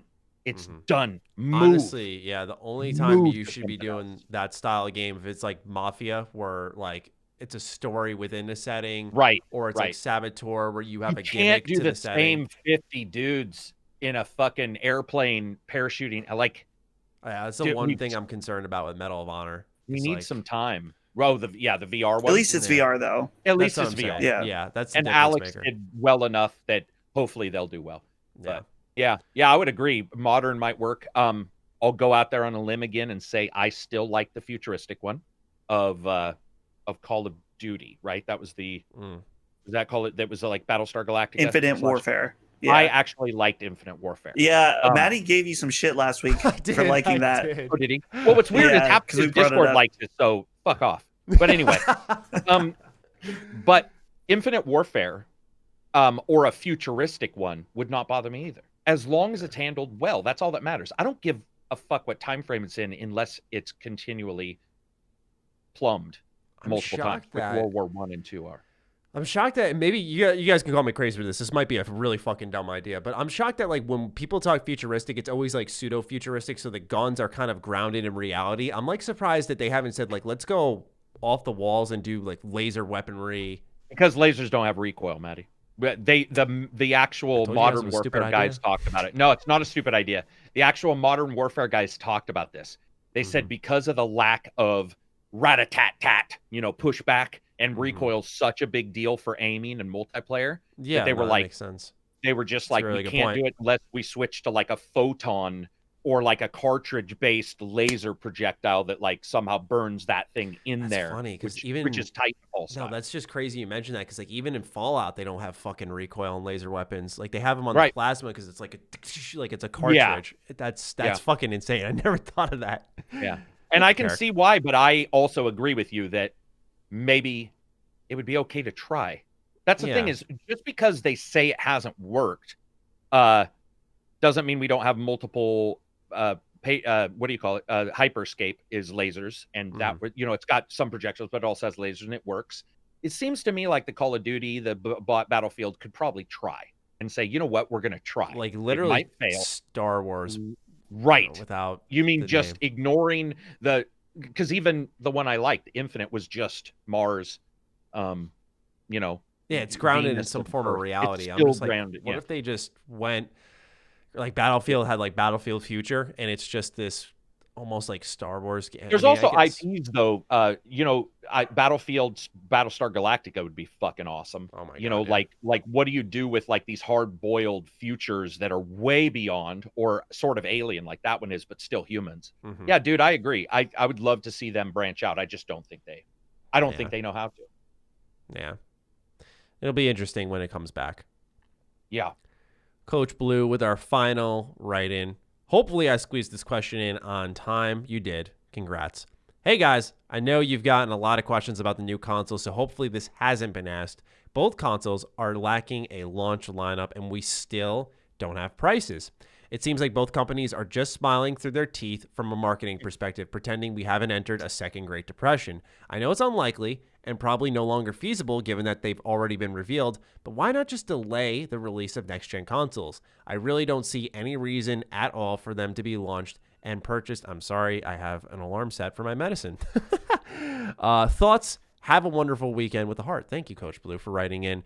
So yeah, we've talked about this quite a bit on the show. You say you don't see any reason as to why they can't be delayed. So I guess we could really focus on that aspect of the question to wrap up the show as to why they're probably sticking to that November launch date, despite the reason suggesting otherwise. I don't know. Do you think there might be a mutual concern that if, let's just say like Xbox doesn't want to delay, because if they do, then Sony won't delay, and they will run the market, and it's vice versa. Sony doesn't want to delay because they're worried that Xbox will go then. Playing a game of chicken, very big game of chicken, because they've been trading blows all summer, and you're thinking like, oh, competition, but now when the dust is settled and there is no longer any battles, you're starting to see that both sides are just waiting for one another to make a move on something that is hurting the consumer. So I think, pardon me, they're scared to delay because they know so much is, if last generation didn't happen, right, where like PlayStation just bitch slapped Xbox, if like that doesn't happen, I think they handle this a lot differently. But because you've seen the impact of what happens when you come out the gate strong like PS4 did, they both don't want to give that up. Even if you're losing Halo Infinite, you don't want to give up that window because Xbox put a foothold there. And so I think I look at it this way. PlayStation's got the exclusives ready right now, right? So I feel like even if they said we're going to March, I would still be stoked knowing even then in March there's going to be more games available for that platform that wouldn't be available on others, which would justify my purchase more. Xbox probably won't delay, I think, because if they were to match up with Halo, it might, like, there's a chance it might not be till next fall. Some people are saying like it's getting a huge, Joe Staten, I think his name is, joined up. Yeah. So I feel like Halo's just a game coming to the platform now, and they're just going to get the system out there as soon as possible. That's just my take. I don't see any exclusives on Sony at all that would make me buy them. Like, not even close. I'm not spending $460 to play one game. I'm not a fucking idiot.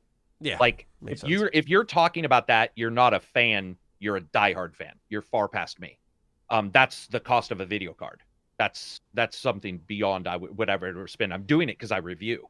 That's the only reason I'm doing it. I would never, and I've told people multiple times, I've already done it in the podcast, saying, do not buy these. Like, do not buy. There is currently zero reason to spend in this environment where you could lose your job, and anybody in the world can right now. Like, this isn't something where somebody's just not being affected. Every single person is. This is a time to save money and be cognizant and smart.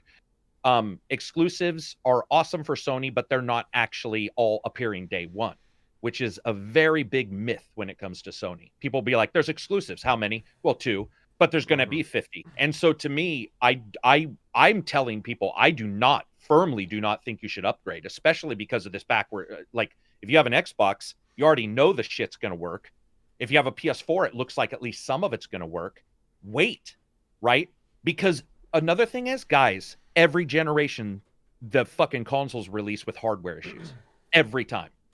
The Xbox had issues reading discs. The PS4, my original PS4, I had to flip upside down to get it to read discs.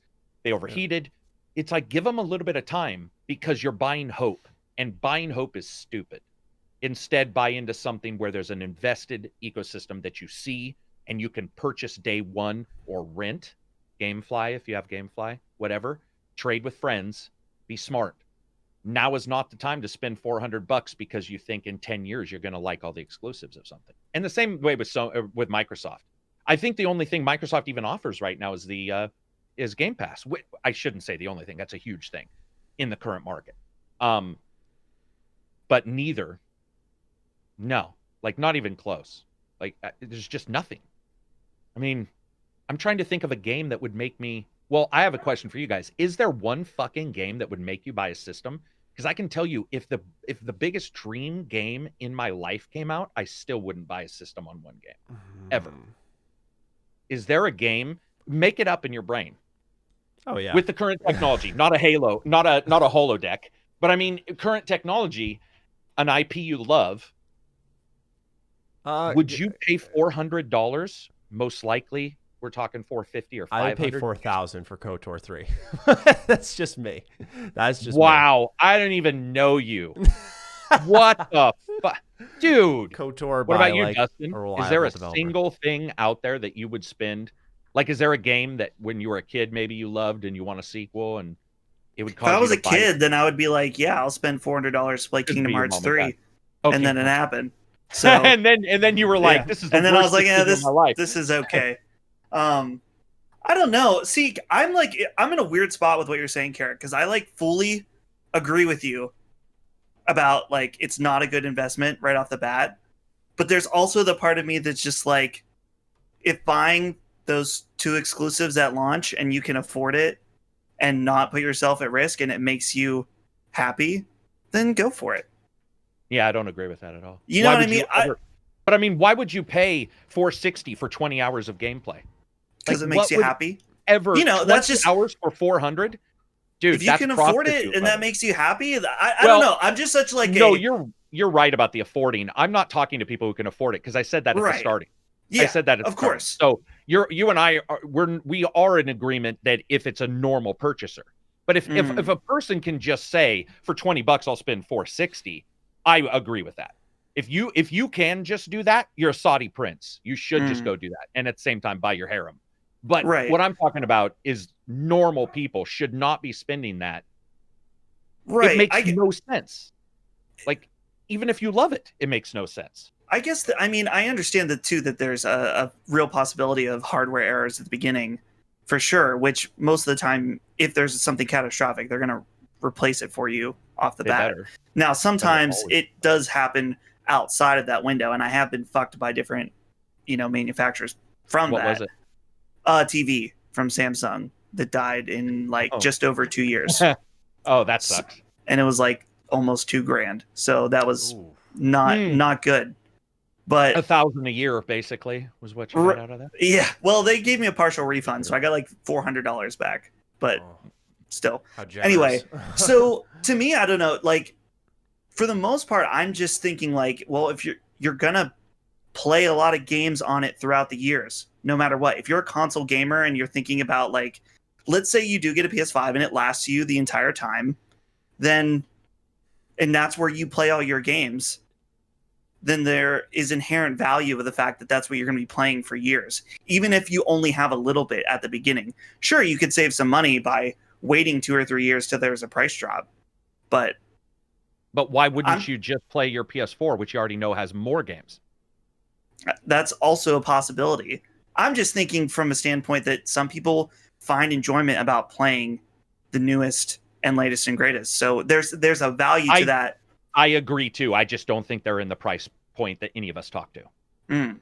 I don't know. If somebody's in the price point, they're richer than I am, and I think I'm doing pretty. If somebody is able to spend $500 to get 20 hours of gameplay when they could take that half of that, $250, right, and buy just new PS4 games and get thousands of hours, that's not even a person I understand. You're only looking at the beginning at the launch, because there's going to be thousands of hours after that. Yeah. So but that doesn't. It's not just the value of the launch window. It's the life. No, of the but console. it is. That's what we just talked about. No, that's what I am talking about. Is the value of the launch window, because that's what Matty was saying was the. I guess if that's why you're buying it, though, right. You're not buying it just for the launch window. No. But you're paying that premium for the launch window. It makes no sense. Otherwise, you would just say, well, I'm going to buy it for the future price, but right now, just give me the future price. But that doesn't make any sense. So you're purchasing it on the hope that in some day, it will be worth something to you. That makes no sense in the current environment. And it also makes no sense, even if you look at like a normal way a person would spend money, it makes no sense. They are not offering gamers enough in their current. For example, I bought a 3DO. $800 day one. Each game for the 3DO, $330. Was the 800 plus 330 worth the one game? No. If it had been 200 and 330, no. If it had been 260, no. It was the dumbest mistake of my life, because I was buying into some future and all the belief and all the hyperbole that you get from these companies who are continually lying to you about games coming out tomorrow, which we already know are going to be delayed. I don't think you should feed into the ecosystem of these businesses just because they're selling you bullshit. You should feed into it when it actually has full value to you. And what I'm saying is the people who feel that it has full value to them now at this cost, they can get it because they're richer than me. And I do agree with you. There are people who have that amount of money. But if you have that amount of disposable money, are we talking to them right now? I don't think so.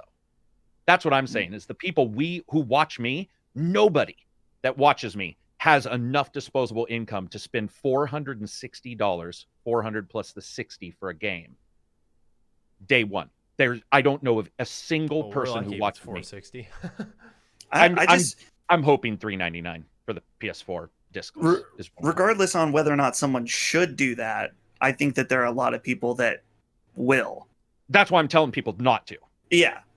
Because I mean, there's people that buy stuff that they really shouldn't. Well, there's afford people who all do the time. drugs. Yeah. But I'm just saying you absolutely shouldn't do drugs, and you absolutely should give these companies no money. They have not rewarded consumers. Do we really think Sony has rewarded people enough right now to buy the PS5? They haven't even told you the price. We don't even know when the exclusives are coming. We don't even know what the games are. Do we think that Xbox has rewarded us enough to buy in? Why are we giving them loans? Why am I as a consumer giving Microsoft a loan so that in the future I might get paid back in something? Why am I, if their current ecosystems are this good, is what I'm saying. Now, if they were bad, if the PS4 had no games, this would be a different conversation. And if Sony has not stated that a lot of games are still being made for the PS4, and we know third-party companies are making games for the PS4, why would you move away from an ecosystem to go to that? Well, what you said, they want to play the newest and the best. What I'm saying is the people I talk to they're not rich enough to play the newest and the best, is what I'm saying. So I agree with you completely. I just don't think my consumer base that I talk to has enough money to just buy it. Right. And I just feel it's not responsible of me to say, go buy it. Like, oh, yeah. You know, or even pretend that it's a good, I just don't feel comfortable because like, it's not a good deal. You are giving the company a loan right now. I think it's just uncomfortable. Yeah. We're both in agreement totally in the fact that it's like, it needs to come down to a personal decision on whether or not it's appropriate for you. It clearly is definitely not like you should never buy a console based on the promise. For sure, I'm there with you. And that's things like I think we've talked about on this show specifically, like the idea, like sometimes the selling point, the promised game has more inherent value than when it's actually out. Like Recore, when it was announced for Xbox One, that was like, hey, we have this from the creator of one of the guys behind Mega Man, this game, and ended up being not very good. But it was a selling point for people that's like, hey, Recore is coming. So I'm with you. Totally. I guess it just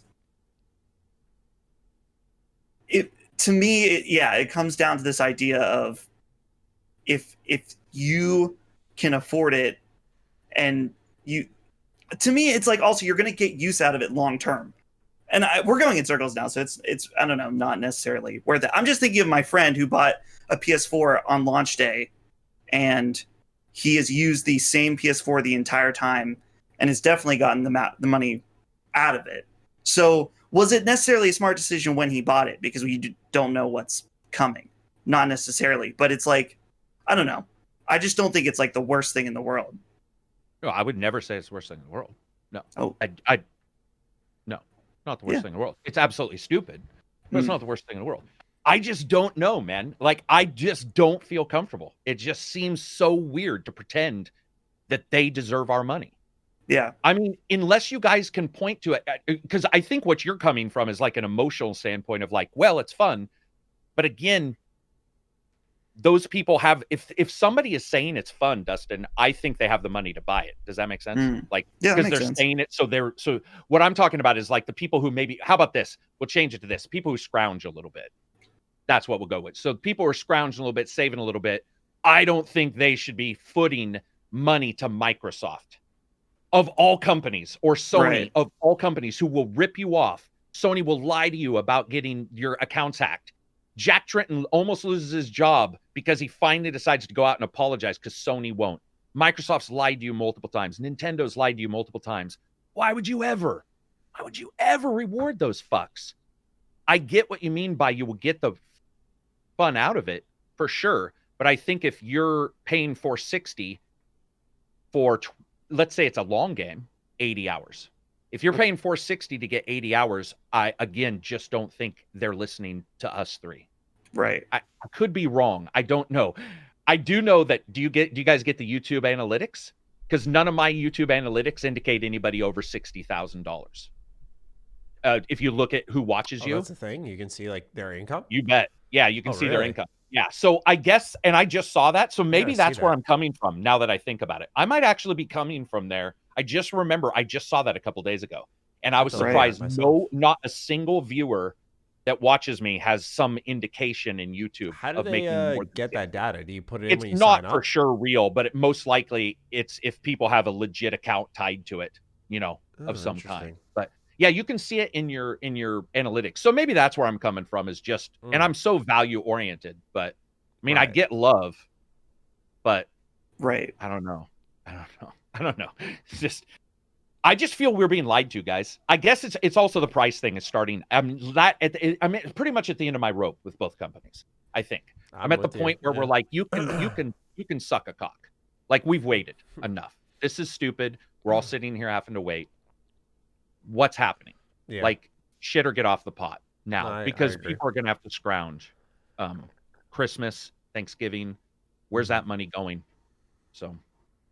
Yeah. Speaking of that, do we even know if we're getting in America? Are we even getting a fucking second stimulus thing? Does anybody even know that? They We originally have were discussion. looking yes, and now I'm pretty sure no. But I don't know for sure. I know I'm they were pretty sure it's talking not about it, happening. and it was not happening now. Pretty sure it's not. So we got one, right? Yeah. We got the one. One. Yeah. That one $1,200. Sorry, anybody who's watching. If I sound like I hate the companies, I do. Oh, there's nothing to wanna make apologize sure- for. I think you just wanna both make made sure really good nobody points. It was a good debate. I don't think it's a bait. I think we actually agree.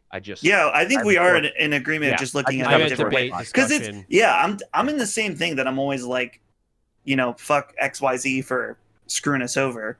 I guess I should look at it in a way as far as spending money, and this is something I always argue for is if you don't like something, then don't spend the money. Don't spend the money. Yeah, Mhm. vote with your Yeah. wallet. I'm all Well, about But the that. opposite is Shining true. example. You're right. If you do like it, you should spend. Yeah, the opposite Right. is true. There's always something in there. I also just wish I had a lot more money, I guess. Because like, I do hear people talk about this kind of stuff too. Right. Microsoft Flight Sim also lit me up on this, because did you guys see that they believe Microsoft Flight Sim will stimulate $2.7 billion of PC hardware upgrades whoa. alone? 2.7 billion. And I'm sitting there talking to friends who are buying, the 390s or, and NVIDIA. They're waiting on the 3090 Ti's and all this stuff. And I'm just like, I don't know.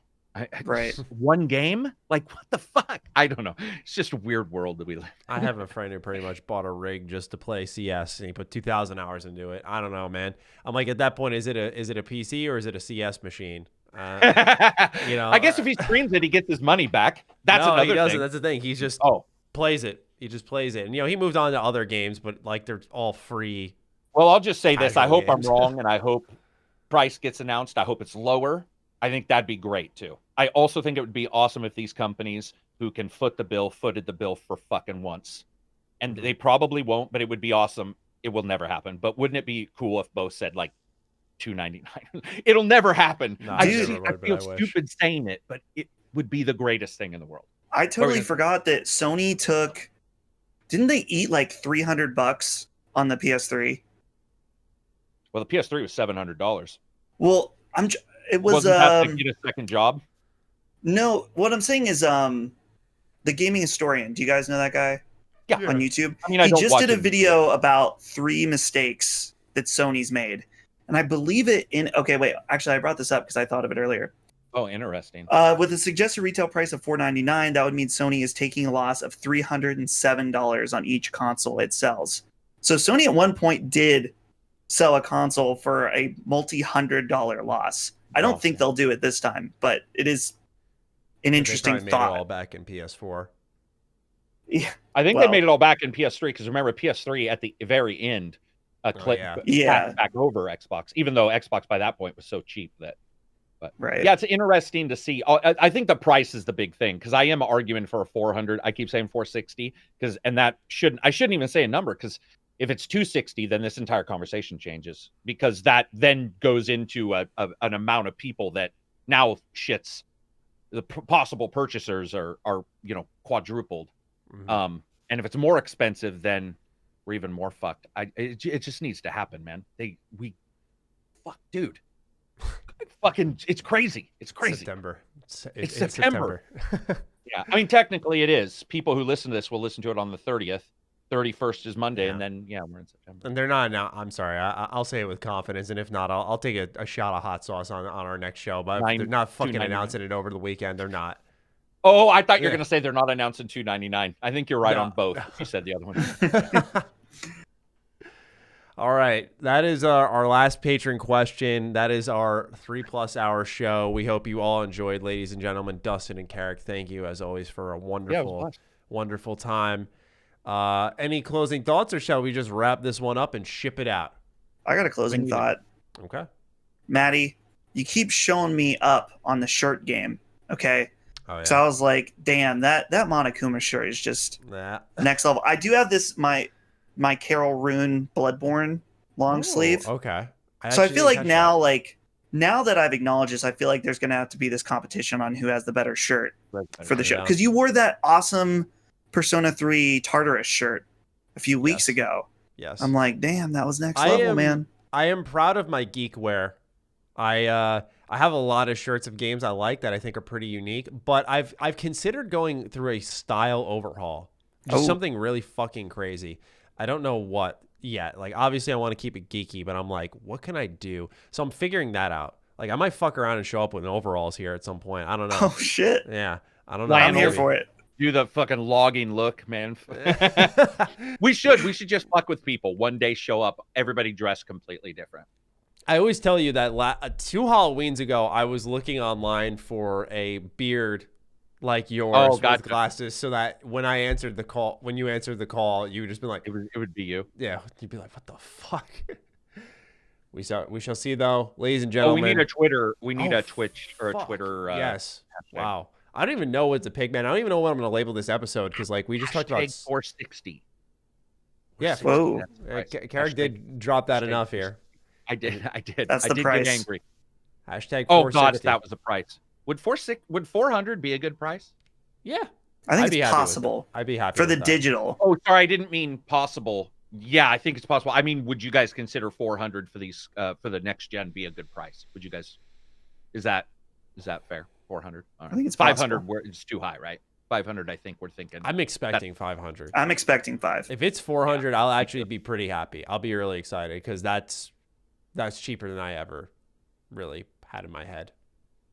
I got to buy a 4K TV, though. That's the thing. I'm not going to experience anything next gen if I don't have a 4K TV. I'm still gaming on like a fucking 1080p one. So that's probably my next investment.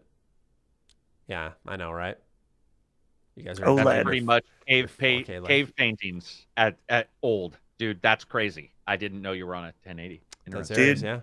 Time to get an OLED, man. It'll change your life. It's because I like when I'm looking at you guys on right now, I like tighter monitors. I don't like. I know a lot of people TV. do. Also, if you're still playing first-person shooters, I didn't realize just how much screen real estate my HD TV takes. Mm-hmm. So one of my friends plays on a 21, and he plays like Call of Duty, and he's 10 times faster because it's just like. Yeah, you have it all in your field of view. It's not. Yeah, you're not moving your head to look at the TV. Yeah. So I don't know. Part of that's why I've hesitated. Maybe I sound stupid. Maybe there's a 4K monitor. You know, I'm sure there's a thing like that. I'm using a 4K. I'm using a 4K HD monitor. There are smaller ones, but 32 is like super expensive. They get bigger and cheaper, strangely enough, for monitors. So 32 makes sense, I guess, at the end of the day. Yeah. So it's something I'll have to adjust to. But I'm going to do it before, of course, the new consoles drop. I'd just like to know when. Yeah, that would be really weird to have a 1080p at this point, right? Right. With these like by then, nobody's gonna. If you ever said that, people would be like, "You can't review this game." I mean, how can I appreciate the 4K offerings if now I thought with the half step shit, I'm like, I don't fucking need that. I don't need to spend $200 more on a new TV to buy a PS4 Pro that like I don't care that much. But with the PS5, I'll upgrade my TV. I'll upgrade my setup. I'll upgrade here. That's no problem. It's time. Yeah. All right. So if you got this deep, ladies and gentlemen, use the hashtag 460. Let us know on Twitter. Let us know on Discord, on the Patreon comments. And with that, ladies and gentlemen, we will catch you guys in next week's show for both Extra Slice of Ham as well as our regular podcast. All right. Peace out. Peace out. See ya.